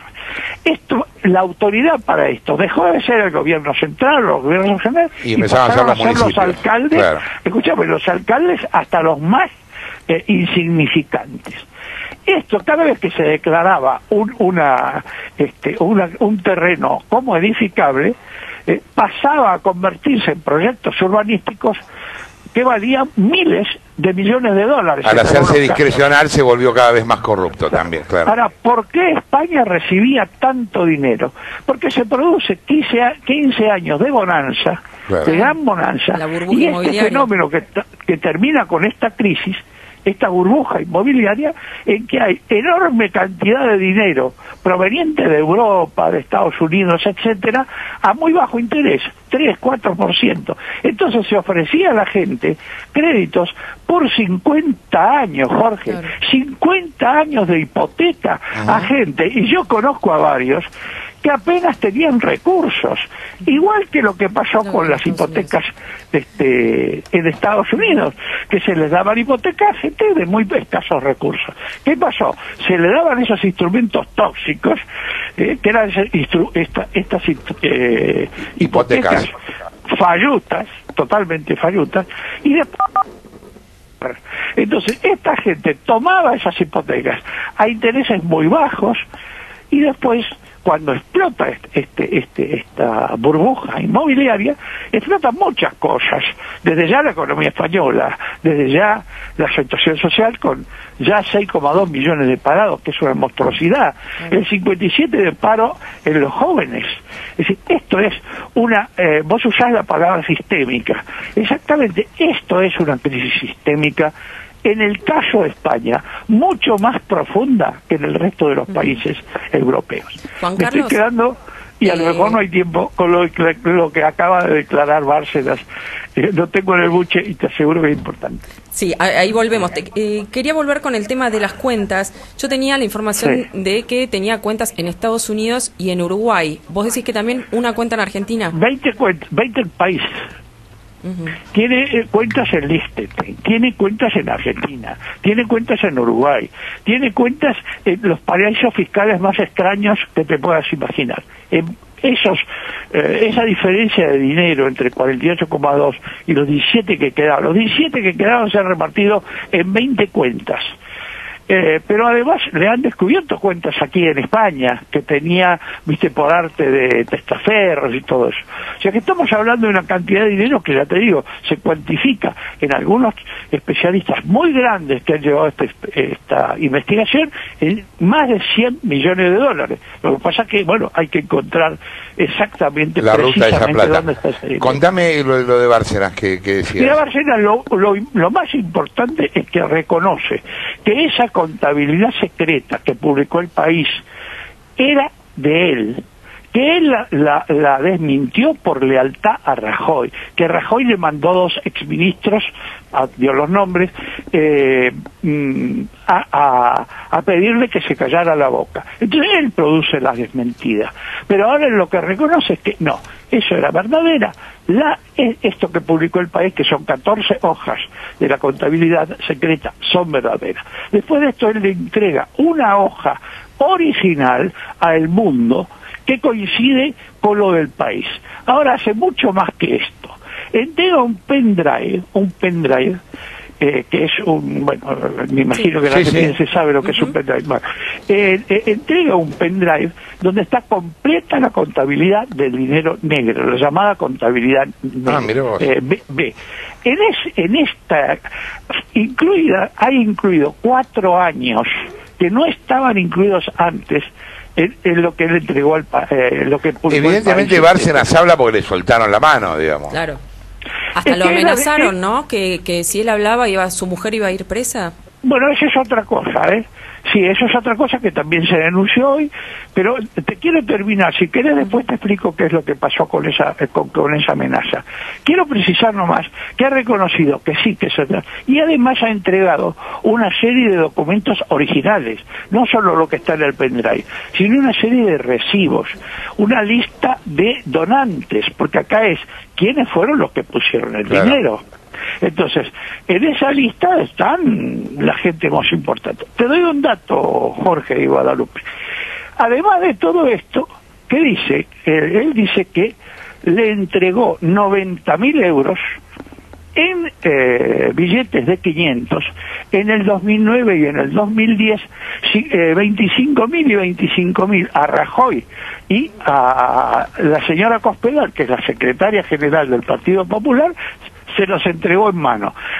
Esto en el 2009 les entrega 50 y 2 entregas hace, uno a cada uno de otros 20.000, o sea 40.000 en el 2010. En total 90.000 euros al contado entregados en mano. Denuncia gravísima. Pero dice otra cosa, vuelve a insistir que durante 20 años, lo que él le declaró a Pedro J. Ramírez, el PP se financió ilegalmente, merced a este tráfico de dinero que escondía, por supuesto, una inmensa cantidad de sobornos, porque los que ponían el dinero no era por fervor conservador, obvio, sino porque esperaban, eran todos empresarios, la mayoría de la construcción, esperaban que a cambio hubiera, ¿no es cierto?, todo tipo de favores, lo cual se produjo inexorablemente. Pero mirá, con todo un favor que hasta ahora no había aclarado, y es que un muy importante empresario español, pero de la más grande importancia, que se llama Villarmil, muy importante, profesor universitario además, le entregó 300.000 euros al contado en el 2011, cuando él ya no era tesorero, porque como estaba imputado lo habían quitado, y que este dinero se lo entregaron a su sucesor, que se llama Beccaria. Bueno, todo esto aparentemente fue a parar a una campaña electoral. ¿Por qué es importante esto? Porque mira, Guadalupe y Jorge, acá se está hablando de que el gobierno va a caer. El gobierno no va a caer solamente por este inmenso desprestigio. Hacen falta acusaciones, como del caso del Watergate, ¿te acordás? Sí. Hacen falta cosas penales importantísimas. Yo estuve cubriendo durante 1 año y medio casi lo de Watergate, en varios viajes desde como enviado especial de Clarín. Hasta que no aparecieron, es interminable, no te podés imaginar, parecía que era imposible, al final lo echaron a Nixon. Y acá va a pasar lo mismo, se va a ir descubriendo, pero hacen falta probar por lo menos 3 delitos. El delito de cohecho, el soborno, para aclararnos, delitos fiscales, es decir, que se invirtieron sumas no declaradas por más de 120.000 euros, que sería el caso de estos 300.000 que te estoy hablando, y lo que llaman delitos electorales. ¿Qué es el delito electoral? Que estas dos cosas, los sobornos o el delito fiscal, sirvan para pagar una campaña electoral. Esto está penado por el Código Penal. Si se prueba alguna de esas 3 cosas, pues es el impeachment, es el final de Rajoy. El final de Rajoy. Gracias, Juan Carlos, por la comunicación. Te mandamos Jorge, un abrazo. Hasta luego. Juan Carlos Algañarás, corresponsal de Clarín en Madrid. Está complicada la situación ahí en España con esto. Son las 12:57. 8 minutos pasan de la 1 de la tarde, negra. 14 grados 1/10 la temperatura. Vamos a agradecerle a En el Nombre del Postre Soler 5547. Pasá vos también por el nombre del postre y probá las mejores, los mejores macarrones de Buenos Aires, su línea de patisserie, boulangerie y también sus riquísimos almuerzos. ¡Qué rico! Por favor, www.enelnombredelpostre.com.ar si querés visitar su página web. Y también te voy a aprovechar y te voy a contar que Querubín Fresh te invita a descubrir sus 16 exquisitas fragancias, su práctico difusor automático. Sorprendete con más frescura y armonía para tu hogar. Tenés lavanda, tenés coco, tenés chocolate, canela, tropical, bebé, amanecer marino y un montón más para elegir tu favorita y perfumar así todos tus ambientes. Querubín Fresh, poco para decir, mucho para sentir. Bien, se vienen las PASO y estamos trayendo a todos los candidatos que van a participar de una elección rara, porque en verdad el único sector que va a hacer una elección en las PASO, por lo menos en la capital, es el centro izquierda, porque todos los demás hicieron elección a dedo. Yo me congratulaba por 2 cosas con respecto a los partidos de centro izquierda en general. Primero, que se hubieran unido, que me parecía realmente bueno, y después también que hagan de las PASO unas verdaderas PASO, porque lo que está pasando ahora con las primarias es que son escenografía, digamos, excepción de un sector. Bueno, están acá ahora Lilita Carrió y Pino Solanas. ¿Qué tal? ¿Cómo andan? Muy bien, Jorge. Muy ¿Cómo va? Los dos son diputados nacionales, Lilita de la coalición cívica ARI y Pino de Proyecto Sur. Coincidieron en una alianza electoral en la ciudad para los comicios de octubre, que tiene como eje de campaña la lucha contra la corrupción y que fue sellada entre parte de la coalición cívica, Proyecto Sur, el socialismo y el GEN. Quieren derrotar al macrismo y a los K en las legislativas. En esta alianza Pino va como candidato a senador nacional y Carrió a diputada, como postulante a diputada nacional. Empecemos hablando de lo más inmediato y después seguimos con cualquier otro tema, vamos a hacer un rato largo. No sé si tuvieron oportunidad de ver nuestro programa anoche, ¿qué piensan de la situación de Milani y de la hasta ahora nula reacción del gobierno frente al tema. Nosotros están preparando nuestros asesores la denuncia por enriquecimiento ilícito. También... Vos viste lo que es la declaración jurada, ¿no? No, es terrible. Es terrible. Además lo que vale esa casa en la horqueta, porque ustedes se quedaron cortos. Esa casa vale muchísimo más de 2.600.000. Puede ser. Bueno, estamos preparando también por violación a los deberes de funcionario público para que se investigue toda la violación a la ley de seguridad, porque lo que está claro es que ha hecho investigación interior, que ha hecho espionaje interior y que ahora está puesto para hacerlo. De modo tal que ya asume el cargo de comandante en jefe, reteniendo el de inteligencia para hacer espionaje interno, lo cual viola todas las leyes de seguridad de la Argentina y es un... Miren cómo la serpiente se pisa su propia cola, ¿no? Terminar en un tipo tan complicado en la dictadura y con el ejército haciendo espionaje interno, Berbisky y Cristina... Miren dónde termina la revolución. Es increíble. Ahora, hay un análisis político posible con respecto a esto que tiene que ver con lo que podría llamarse una remake del operativo de Dorrego, pero hecho ahora, ¿no? En su momento, bueno, le contesto a los chicos que están escuchando, los montoneros con el gobierno peronista en el 70 intentaron como una cosa de integración a través de la actividad social impulsada por el ejército. Y ahora da la sensación de que se quiere intentar por un lado una partidización del ejército estilo Venezuela y por otro lado meterlo en el control social. No sé vos, Pino, cómo lo ves el tema. No, por supuesto, meterlo no solo en el control social, sino de que lo que es alarmante, continúa el discurso que estaba haciendo Lilita, este año hay previsto cerca de 1.500 millones de pesos. 1.500 millones de pesos para inteligencia interior. Ahora, un país que no tiene hipótesis de conflicto externo.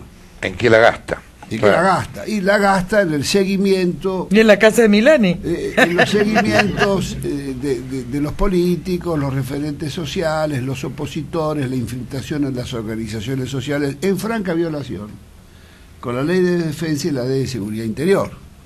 Entonces, nosotros presentamos, mañana estamos presentando un proyecto, ¿no es cierto?, que es de apartamiento, violación grosera de las obligaciones del funcionario público por todos esos apartamentos. Pensá, Jorge, que la Comisión Bicameral de Seguimiento de los organismos de inteligencia jamás le pidió a la CIE rendición de cuentas. La CIE ha atravesado con el paraguas de secreto de Estado, con el paraguas de ser la inteligencia nacional, con los mismos funcionarios, de los cuales muchos vienen de la época de la dictadura, atravesaron todos los gobiernos, y bajo ese paraguas se han desarrollado en estos 30 años o 35 años todos los mayores delitos federales que te puedas imaginar. Si ellos no son responsables de brindar información sobre el narcotráfico, sobre la trata de personas, sobre el tráfico de armas, atención, y tenemos detrás asesinatos, el asesinato de quien comandaba la base de Seiza, ¿cómo se llamaba? Ezequiel Echegoyen.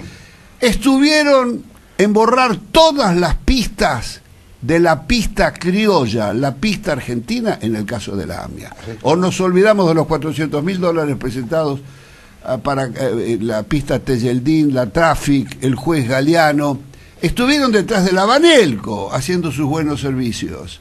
Han estado en todas, Yo personalmente... Bueno, vos hablas del narcotráfico, están involucrados en el tema del narcotráfico y lo que pasó la semana pasada con el Lauchón, ¿no? El espía ese. Pero con el Lauchón ligado además a las redes de prostíbulos, todas estas historias. Ahora, hay que pensar que con la idea de que son fuertes y nos pueden sacar una carpeta, todos los gobiernos de la democracia tienen grandes manchas en su piel. Y cada vez que quisieron intentar hacer algo ahí adentro, sacaron carpetas. Y entonces es el territorio de la impunidad. Y como es el territorio de la impunidad, hay canilla libre para el negocio particular y privado. Es gravísimo esto, por eso nosotros decimos, la coalición sur con Lilita, los socialistas, ahí está el compañero Roy Cortina, los socialistas auténticos, el gen no está. Nosotros decimos acá, de lo primero que hay que hacer para asegurar, para tratar el tema de la seguridad en la Argentina, y no, hay que intervenir seriamente en los organismos de seguridad. Ni la Policía Federal, ni la bonaerense, ni los servicios de inteligencia fueron reestructurados al llegar a la democracia. Hay un silencio increíble del gobierno respecto al tema Jaime, y el único que salió a hablar, que siempre habla de cualquier cosa, pero que dice que no hay que hablar, es Aníbal Fernández. Dijo que el gobierno no tenía que opinar del caso Jaime. La verdad es que Jaime es un personaje que sí habla. Sí, ¿por qué no lo pueden encontrar a Jaime? Yo estaba en Córdoba. El problema de Jaime era el que le llevaba las bolsas. Yo tengo esto que dice Ciriele, es así. A Kirchner. Claro, él cobraba las bolsas. A mí me lo confirmaron y me lo dijeron muchas veces empresarios del transporte. Ellos entraban en el ministerio, con lo cual entraban, le daban la plata y ponían abajo del escritorio de Jaime. Jaime cruzaba, así me cuentan, debe ser que la oficina del ministerio está enfrente, no sé cómo es. Está enfrente, sí. ¿Que sí? Bueno, porque así me contaban los empresarios, ¿no? Cruzaba y le entregaba la bolsa a Kirchner, que son las famosas bolsas que Muñoz, que la secretaria de Kirchner dice que veía a Muñoz, que a su vez la llevaban al sur. Ahora, el problema de Jaime, ahora, acá hay una duda, ¿qué pasa con Debido? ¿Es masón? ¿Está protegido por quién? Acá Debido, que es el responsable de todo, que es el cajero de Kirchner del 2003, que casi me quiso meter presa, nadie lo toca, no lo tocan los empresarios, ¿vieron? No lo tocan fuertemente los diarios, digamos la verdad, lo tocan así para quedar bien. Acá no lo toca nadie al que es responsable de esto. Ahora, ¿qué pasa con Jaime? ¿Por qué no lo pueden encontrar? Miren si Jaime dice todo esto. Y entonces, ¿vos crees que Jaime puede hablar? Pero por supuesto, porque Jaime no va a caer solo, es como el recaudador, el tesorero, porque además se odian con Cristina. Hay que ver si habla, ¿no? Porque también podría ser como la María Julia de... Y puede ser, pero María Julia tenía más clase, el otro es más ostentoso. Sí, sí. No, y aparte María Julia era una persona corrupta con cierta educación. Este es corrupto sin educación. ¿Vos crees que me cuentan en Córdoba, yo andaba buscándolo, esto es muy divertido, yo estaba... que anda con unas camperas, con suecos, con esos zapatos así tipo Sarkozy. Es un ostentoso impresionante. Para parecer más alto. Me gustan mucho los zapatos. Sí, sí. Vos decís, Lilita, que Jaime en este momento estaría negociando su posición en este acá caso. Efectivamente hay gente hay jueces que ya no están dispuestos. A ver, a muchos jueces federales lo manejó la CIDE. Y los maneja la CIDE. Esta es la verdad. Son una vergüenza la mayoría de los jueces federales de nuestro país. Miren el caso de Martínez Giorgi. Miren, les voy a contar este caso porque se los voy a mandar para el programa. En un momento va alguien, que no voy a decir nunca quién, llegó en forma anónima, el expediente completo de la FIP. Lo tenemos. Donde se muestra toda la facturación trucha del Belgrano Carga y donde los inspectores de la FIP dicen que instalaciones y servicios, que esta es la que hacía obras, es inexistente. Están todos, etcétera. Y se pide la orden penal. Con ese expediente, hace 2 años, Policitas obviamente requiere por defraudación, pone todo el fiscal. Martínez Giorgi hace 3 años que no hace nada. O sea que ya no es Carrió que no presenta pruebas.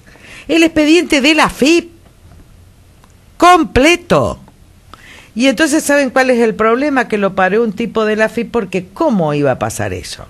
Lo paró este señor Vázquez. ¿Se acuerdan? Andrés que Vázquez. Creo que era Andrés Vázquez. Entonces, se dan cuenta lo que pueden hablar, pero pueden hablar de Debido, pueden hablar de Néstor y yo creo que pueden hablar de Cristina. Por ejemplo, vamos a la CIDE. Una persona íntimamente vinculada a Cristina, contadora, que no recuerdo el nombre, es la actual secretaria administrativa, la que maneja los fondos reservados. Según la gente de la CIDE, esos fondos reservados son sacados de la CIDE y llevados al escritorio de Cristina. Ahora. Y también esta señora iría todas las noches al casino flotante.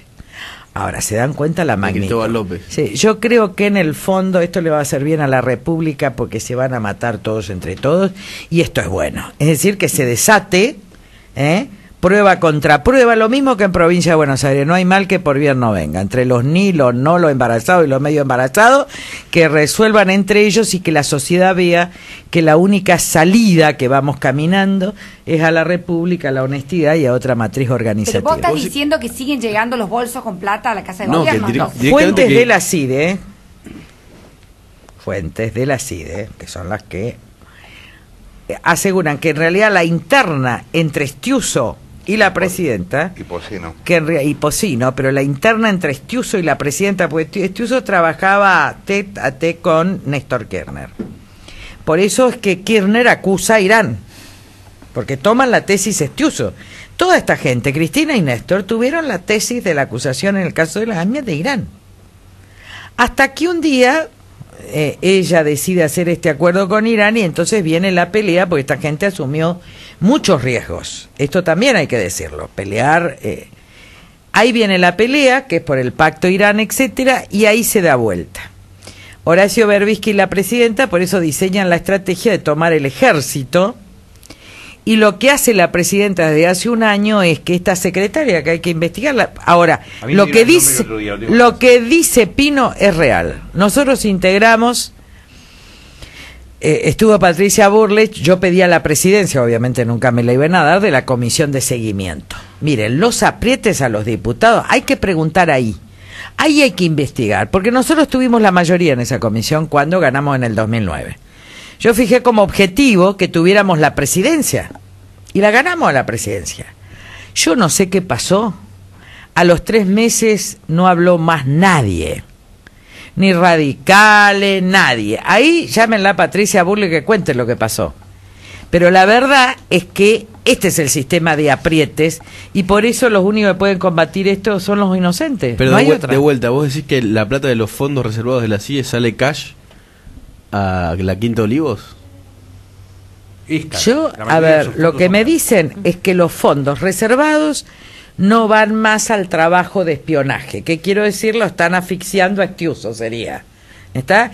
Y que ese dinero se lo llevan a Cristina. ¿Pino? No, yo querría agregar, porque la historia de la CIDE es una historia negra. Ahí esas 2 columnas que bien describís en el artículo de ayer, sí.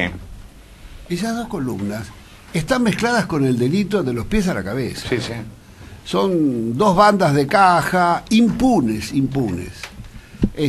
Y la movida fuerte, acá tiene que haber un reclamo ciudadano muy fuerte para transparentar de una vez por todas, intervenir los organismos de seguridad.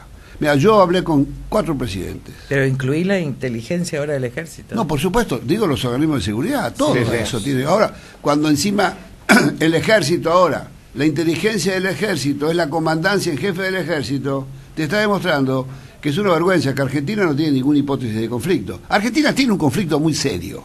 Argentina tiene en disputa 6 millones de kilómetros cuadrados en el Atlántico Sur.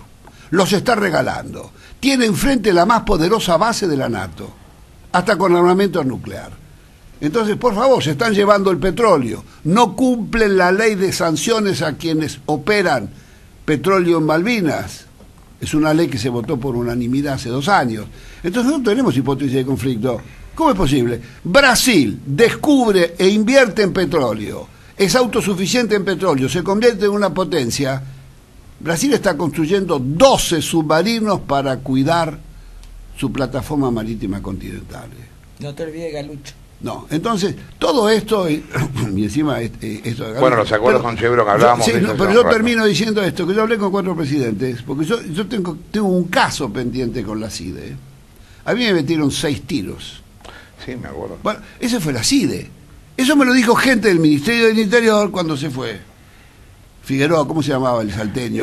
Sí, Julio Mera Figueroa. Julio Mera, yo era amigo de Julio Mera Figueroa de otros tiempos, y me dijo, mira, fue la cueva 8 de la CIDE.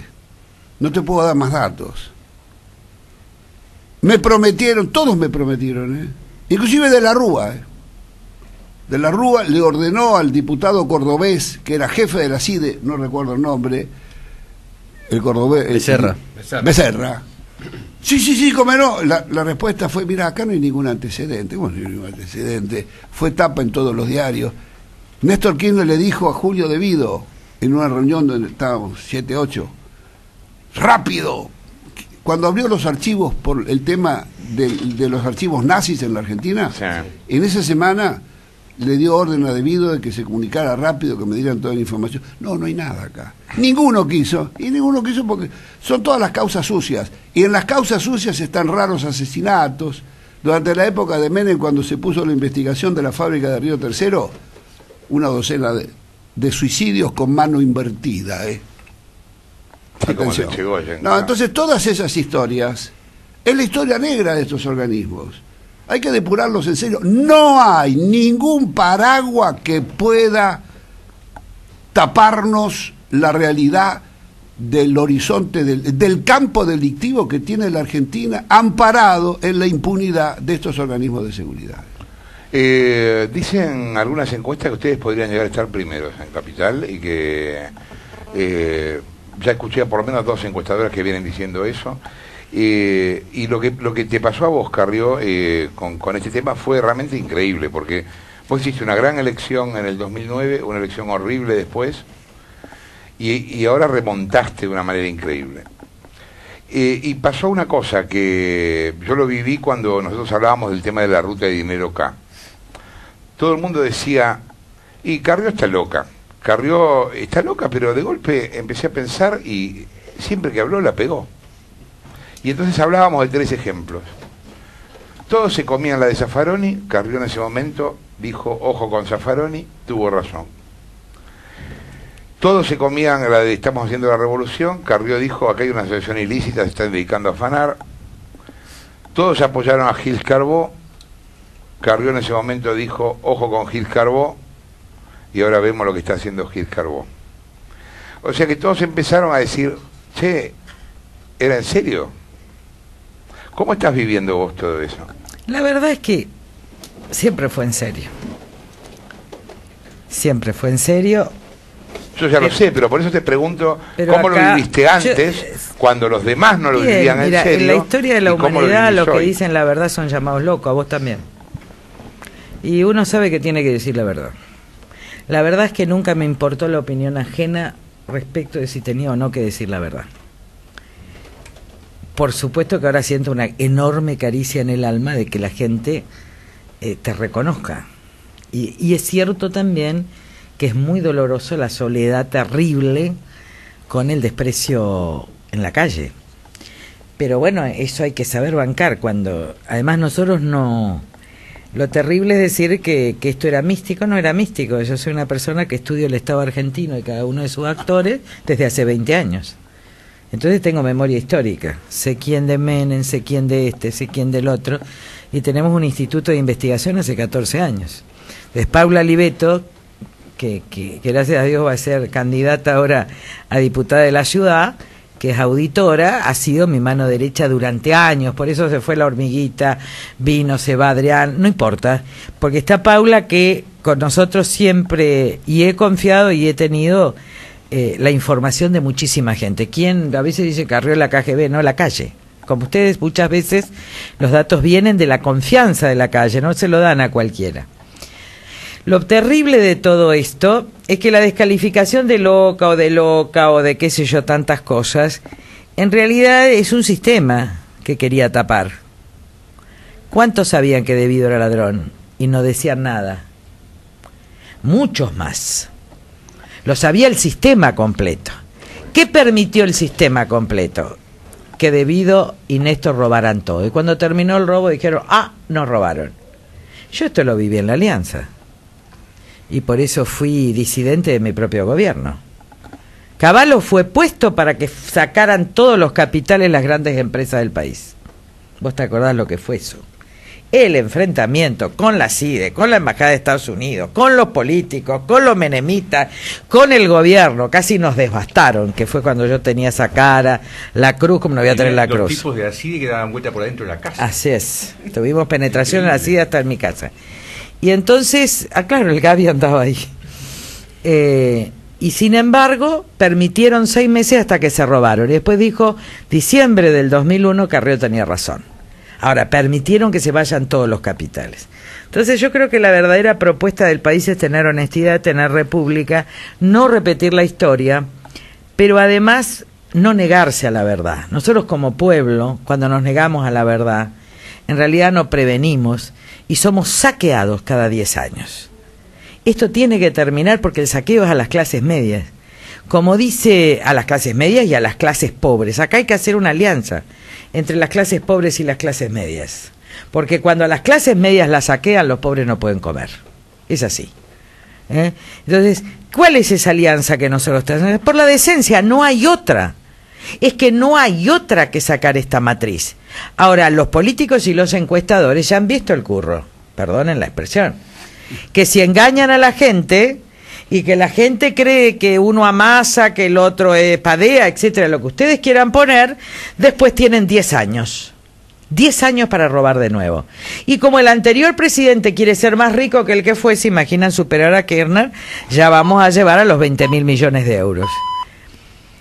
Nosotros tenemos que volver por nuestra historia y volver por nuestra matriz. Y yo creo que esa es una gran ventaja de dos personas que son grandes, sí, pero que permanecemos. Permanecimos en la lucha, cuando tuvimos votos, cuando no tuvimos votos, seguimos hablando. Y yo realmente ahora necesitamos el voto de la gente. Y yo les voy a decir casi desde el corazón por qué lo necesito. Porque una cosa es tener autoridad personal, que siempre la he tenido, aunque saque el 1,8. Y otra cosa es tener poder y fuerza. Y esa fuerza te la da la cantidad de votos. Esa sola fuerza dada a quienes han luchado equilibra el poder, más allá de la cantidad de diputados. Esa fuerza no va a ser equilibrada por personas que son bárbaras, pero que no usan esa energía. Porque los votos que hemos tenido, es cierto, yo los dilapidé, dicen algunos, no, los gasté poniendo el cuerpo. Yo no los dilapidé. Yo me puse como pino entre los corruptos y la sociedad. Y puse el cuerpo, así estoy de salud. ¿Qué hacen otros candidatos? Que son bárbaros, viste, que se abrazan, es todo maravilloso. Ganan, suponte, y 4 años no los vemos más. Entonces esa energía que es contrapoder frente al gobierno autoritario se desintegra, no existe. Por eso la gente dice no hay oposición. Si usted vota a un opositor y el opositor desaparece, usted perdió la energía. ¿Saben lo que nos costó a nosotros que, como dice Pino, nos dejaron en medio del riachuelo y sin canoa? En 2011. Está sin peso. El sistema, por Wiener con él, el sistema, porque el sistema no nos quería, no solo el gobierno, también la oposición. Nos costó. Entonces ahora nosotros somos como una balsa con estrategia. Y los otros son un paquidermo sin dirección. Un gran barco sin dirección. Entonces nosotros queremos que apostemos como gente a esto. Porque tenemos que volver por nuestra historia. Porque tenemos que recuperar la dignidad y porque tenemos que usar la energía. A mí me encantan todos los candidatos, nosotros lo dijimos con Pino y la verdad que la grandeza, quiero decirlo a todos, la tuvo Pino, porque yo ya por ahí ya estoy media cansada de los tipos que te usan, te tiran, te maltratan. Yo he llevado tanta gente con bancas al Parlamento que al otro día ni te saludan, que después se sacan las fotos mostrándote con otro, una cosa muy, muy fuerte. Pero él me convenció de que habría que abrir todo lo posible, ya teníamos 7 partidos, habría que abrir más. Y le dije, bueno, vamos a dar el ejemplo histórico en la capital de que otro país es posible. Por eso yo un poco invito a eso. Yo quiero que nos voten, yo necesito. Ese cariño ahora de la gente es una caricia al alma. Porque ustedes, lo que la gente no sabe es que uno no es fuerte. Uno es débil, uno siente, uno llora. Solo que se hace fuerte porque no podés sino poner el cuerpo por la gente. Entonces a mí me gustaría también que haya mérito en el voto, ¿no? Mérito en reconocer que seguramente ni somos los más jóvenes, ni somos los más lindos, ni somos el futuro. Somos lo que permanece atrás, adelante siempre, que es la lucha histórica por causas que son dignas, ¿no? Quiero que hablemos, Pino, ahora viene el informativo, después del informativo, si el kirchnerismo se terminó. Bueno, en un segundo, son las 13:34.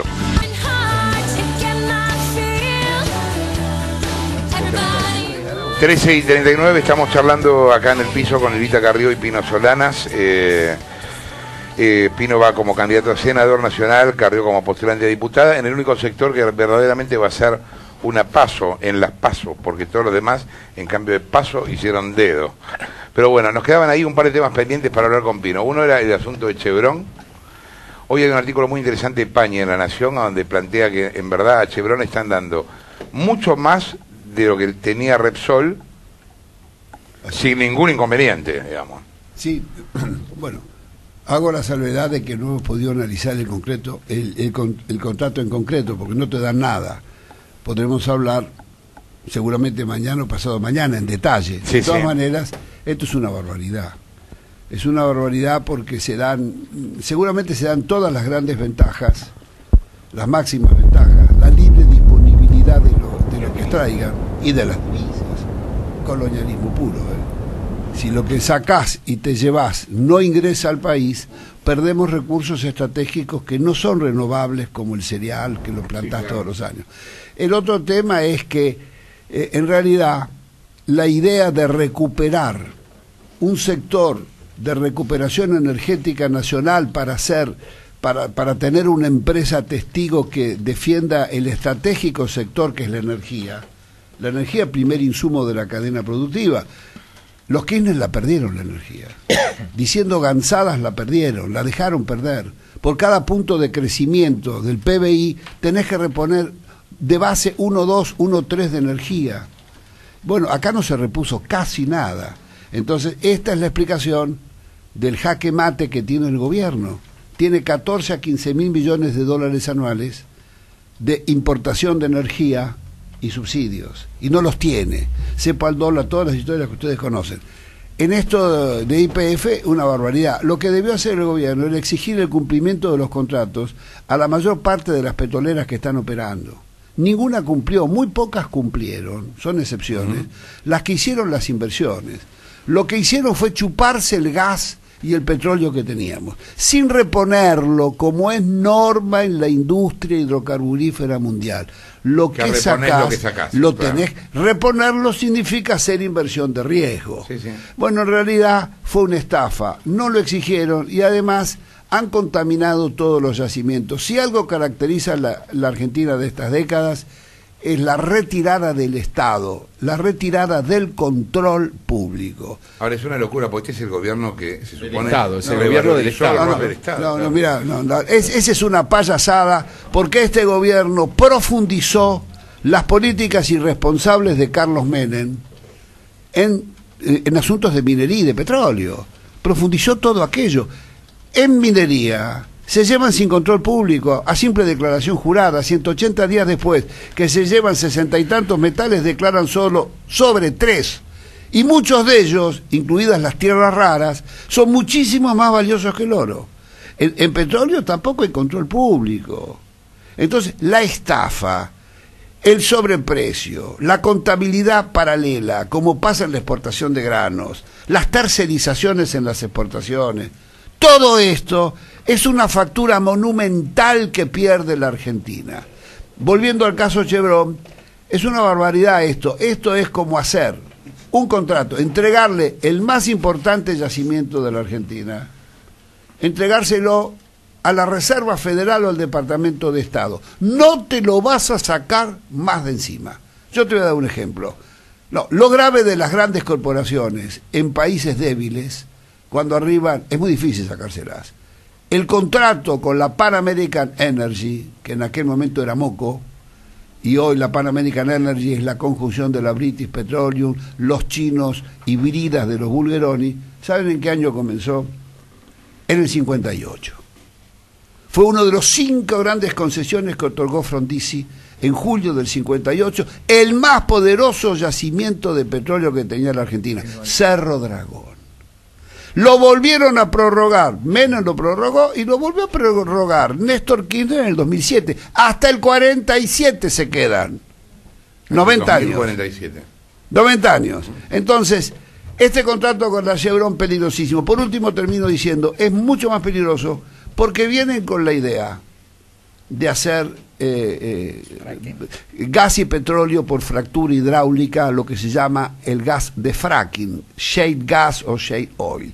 Esto es una barbaridad porque significa, es como si vos hicieras minería a cielo abierto con explosiones, la haces invertida, la haces en el subsuelo. Esto es altamente contaminante y destructivo. Para información, ha provocado el mayor desastre ambiental y de contaminación de las aguas de la historia de los Estados Unidos.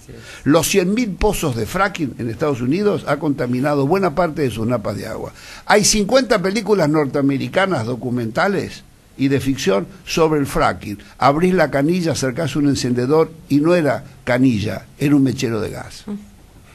No, hay que tomarlo en serio. Pero además es subsidiado, es antieconómico. Hasta Oscar Vicente, el referente de las petroleras privadas en conferencia de prensa hace unos meses, dijo: solo podremos saber en 5 o 6 años si el fracking es rentable, porque un pozo fracking cuesta 5, 6 o 7 veces más que un pozo de petróleo no convencional y su duración es proporcional a la inversa. 5 o 6 veces menos tiempo te dura un pozo de fracking. Te preguntaba, saliendo del tema petróleo, si vos pensás que el kirchnerismo está en retirada, si los K... Mira, los K, el núcleo duro de los K son animales de pelea, y como tienen que defender, tienen que tapar los agujeros y las causas negras, yo creo que van a dar pelea hasta el último momento. Por lo tanto, guarda, No, pero lo que les pregunta es si ustedes perciben el fin del ciclo. No, el fin del ciclo... Sí, yo un lo cambio, percibo. o un cambio de ciclo, aunque sea. No, dos cosas. Hay el fin de un ciclo político y de una cultura política, creo, que un poco uno lo asocia al kirchnerismo, en estos tiempos. Ese termómetro, eso empezó a las pocas semanas de octubre del 2011. El 2012 fue una tragedia para este gobierno. Todo lo que se vino denunciando se produjo. Nosotros ya en el 2004 denunciábamos a Jaime y que decíamos que íbamos a una tragedia ferroviaria. Nos opusimos al tren bala, que era Jaime. Bueno, todas esas causas. Y dijimos que íbamos al desabastecimiento petrolero. Hoy importan por 15.000 millones de dólares. Entonces... yo creo que se acabó. No tienen el viento de cola de la economía y tienen la factura de esos 14, 15 o 16.000 millones de dólares sobre energía. No lo van a poder levantar. Lilita, vos cómo la conocés mucho a Cristina de la época parlamentaria. ¿Le crees cuando hoy dice que no va a ir por la reelección? La verdad es que uno ya no le cree ni le cree ya nada. Lo cierto es que acá hay un dato objetivo. Vos tenés 30.000 millones de reservas, aproximadamente reales, tenés 15.000 este año, 15.000 el año que viene. Y ahí no hay dólar, ni paralelo, ni oficial, a ver si la gente entiende, y no hay energía. Cuando vos no tenés abiertos los mercados internacionales, yo no sé si termina el ciclo o no termina el ciclo, pero ahí sí que la serpiente se pisa la cola económica. Y esto no fue por falta de controles, sino por vaciamiento explícito, donde parte de este dinero está en las bóvedas. Y parte de este dinero quería comprar Petrobras, cosa que le paramos, para ir a la SEC. Porque en realidad el acuerdo de YPF fue un acuerdo de vaciamiento, es que nazi es parte del acuerdo de vaciamiento. El retiro de las utilidades, la no explotación, era una sociedad ilícita entre Brufau y Néstor Kirchner. Porque los españoles en esto no fueron decentes, el mismo caso de Aerolíneas. El acuerdo del vaciamiento, que está en la causa en lijo. Cuando la presidenta después dice que va a estatizar, en realidad es porque no se ponen de acuerdo sobre el precio. Vieron que ahora querían arreglarlo con vaca muerta. ¿Ustedes vieron algún país que no reclame inmediatamente? Pero si España no reclamó, si están todos metidos en la asociación ilícita de vaciamiento. Ahora, esto tiene sus costos. Como no hay trenes, tampoco hay energía. Se la robaron. Se la robaron. Yo no sé para qué sirven las bóvedas. Ahora, porque la verdad es que ni siquiera la van a poder gastar. Bueno, ahora a lo mejor Néstor y Iván. Ahora, lo que sí tenemos que entender en la Argentina es que me parece que viene una revuelta republicana no violenta, y estas son las movilizaciones en las calles, pero que no hay república sin ciudadanía y sin impuestos justos. Porque miren que no solo se robaron las bases de la Argentina, sino que en realidad las clases medias y las clases trabajadoras están pagando impuestos injustos. ganancia, IVA, impuesto al cheque. Yo digo, la gente está como atenazada entre pagar impuestos, las pymes no pueden pagar los impuestos locales, etcétera, y atenazadas por la inflación. Te vas al supermercado, te sacan la plata, cobras el sueldo, te sacan la plata. Ahora, la gran pregunta es que nosotros como ciudadanos no somos ciudadanos. Porque en otro país civilizado del mundo, la gente no le perdonaría a sus políticos no saber a dónde va su dinero. Pero peor ahora sabemos que van a las bóvedas. Entonces, la propuesta que nosotros tenemos y que yo llevo adelante, digo, así como logramos el ingreso ciudadano que hay que ampliarlo, es ahora tener impuestos justos. No hay república sin impuestos justos y sin presupuestos transparentes. A ver, en la ciudad, yo no tengo problema en pagarlo y qué sé yo, los impuestos que también son grandes en la ciudad, porque todo el mundo... Ahora, yo quiero que me limpien la basura. Esto es lo mismo que en Nación. ¿Viste? Yo pago impuestos, pero no quiero que vaya al Calafate o a la bóveda. Quiero tener una educación mínimamente digna. Jorge y yo Asís creo dijo... que hemos perdido, perdón. Sí. Acá hay una construcción de ciudadanía, que de esas marchas estamos caminando todos de manera no violenta, porque esta es la clave de la Argentina. La Argentina tiene que salir respetuosa de la ley y no violenta, porque esto cambia la historia para atrás. Y tiene que perseverar, y está bien que nos cueste la libertad. ¿Saben por qué? Porque la vamos a valorar. Pero tenemos que salir a esto. Y acá los pobres y clases medias es lo mismo. Yo el otro día decía, nadie es culpable por haber nacido en un hogar pobre, y nadie es culpable por haber nacido en un hogar rico, ¿eh? Nadie es culpable del origen. De lo que somos responsables es de la estrategia para que todos tengamos igualdad de oportunidades.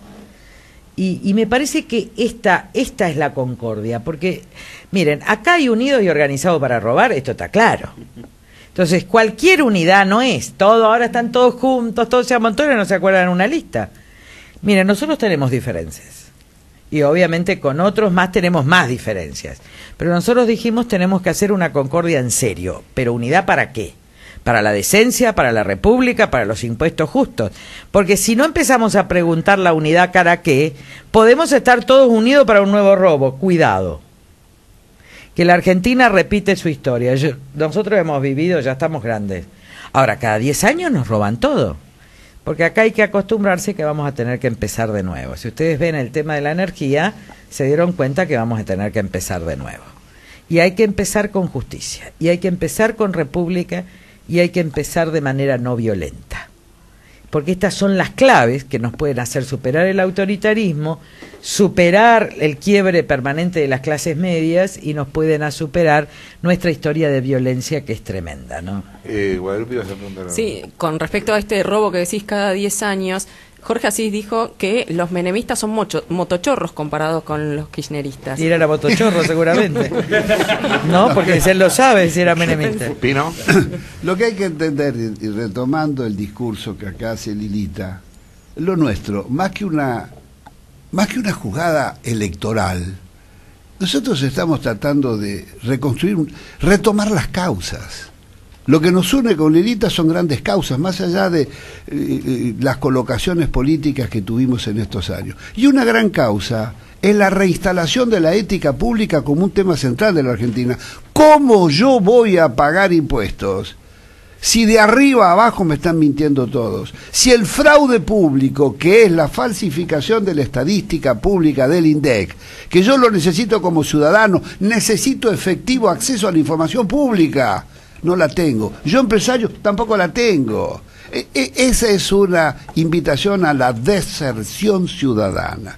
Entonces, lo que nosotros estamos haciendo, por encima de los prejuicios, lo que nos separaba, las rivalidades y competencias, hemos oído el reclamo de las grandes marchas, 8 de noviembre, 18 de abril, y hagamos un gesto de grandeza. Nosotros estamos más del otro lado que del que viene, Jorge. Nosotros lo estamos haciendo por toda la generación que viene. Ahora tenemos hijos, somos amigos de los amigos de nuestros hijos y queremos reinstalar grandes causas, que no solamente la ética pública, queremos impuestos injustos, que no haya IVA para los productos de la canasta básica familiar, que no persigan al comerciante y al profesional con impuestos cuando permiten el blanqueo de capitales. Ahora, la eliminación del IVA, ¿no?, para la canasta básica, ¿se puede hacer desde el Congreso? ¿Se puede imponer desde el Congreso? Por supuesto necesitamos, como ella dice, mayoría, por eso hay que votar bien. Hay que conformar en la Argentina una nueva mayoría. Una energía distinta. Pino, ustedes tienen un muy buen candidato a legislador porteño, que es Gustavo Vera de la Alameda, que si hay alguien que ha trabajado contra las mafias en los últimos años ha sido él. Y por esa trayectoria, por el riesgo y el coraje de la Alameda y de Gustavo Vera, le dijimos: Gustavo, venía a encabezar la lista de legislador. Es un mensaje que lanzamos. Entonces nosotros queremos realmente enfrentar la mafiosidad en la Argentina. La asociación ilícita es una transversal que corta los poderes públicos, las organizaciones inclusive sociales y hasta políticas. Atención, para el delito no hay ideología ni partido político. ¿Ustedes cómo se imaginan que Yo van a le voy a ser? votar a Piro, no tengan duda. ¿Ustedes cómo se imaginan los próximos 2 años? ¿Cómo va a ser cómo les parece que va a ser la dinámica del Congreso y la propia dinámica de un gobierno que no creo que salga bien parado de octubre, ¿no? Yo todo lo que veo y siento me lo guardo para que ustedes después no me critiquen. Pero si hasta ahora lo venís pegando, está bien, le estamos preguntando. Si el gobierno no llega al 30%, y nada indica que vaya a llegar, va a tener 2 años difíciles la Argentina en general, pero el gobierno en particular. Y si Massa supera el 40% en la provincia, que es algo que todos dicen que podría pasar, el peronismo, vos los conocés bien, Pino, se va a alinear en 30 segundos con Massa, porque yo me acuerdo cuando perdió Menem, el único que se quedó con Menem fue el intendente de Anillaco, todos los demás se fueron a la mierda, incluso el intendente de Anillaco se fue al otro día, digamos, tampoco duró. Huyen en solidaridad con el que gana. Eso es así, porque Pero lo que estás diciendo, que estas son, más allá de los disfraces, las máscaras y las imposturas hechas ideología y relato, lo que los une es el negocio, es la política entregada como negocio, caja, poder, como la querramos llamar. Por eso hay que crear un espacio, esto es la primera parte de un espacio civilizado, que es bueno que lo dirijan y lo lideren personas que no tienen compromisos con grandes estructuras partidarias, porque somos los únicos capaces, de alguna manera, de armar una interna abierta muy grande donde puedan participar los otros partidos que en general tienden a cerrar. Y creo que tiene que haber una alternativa no PJ, porque el PJ no puede salir de la corrupción, forma parte del entramado de la corrupción.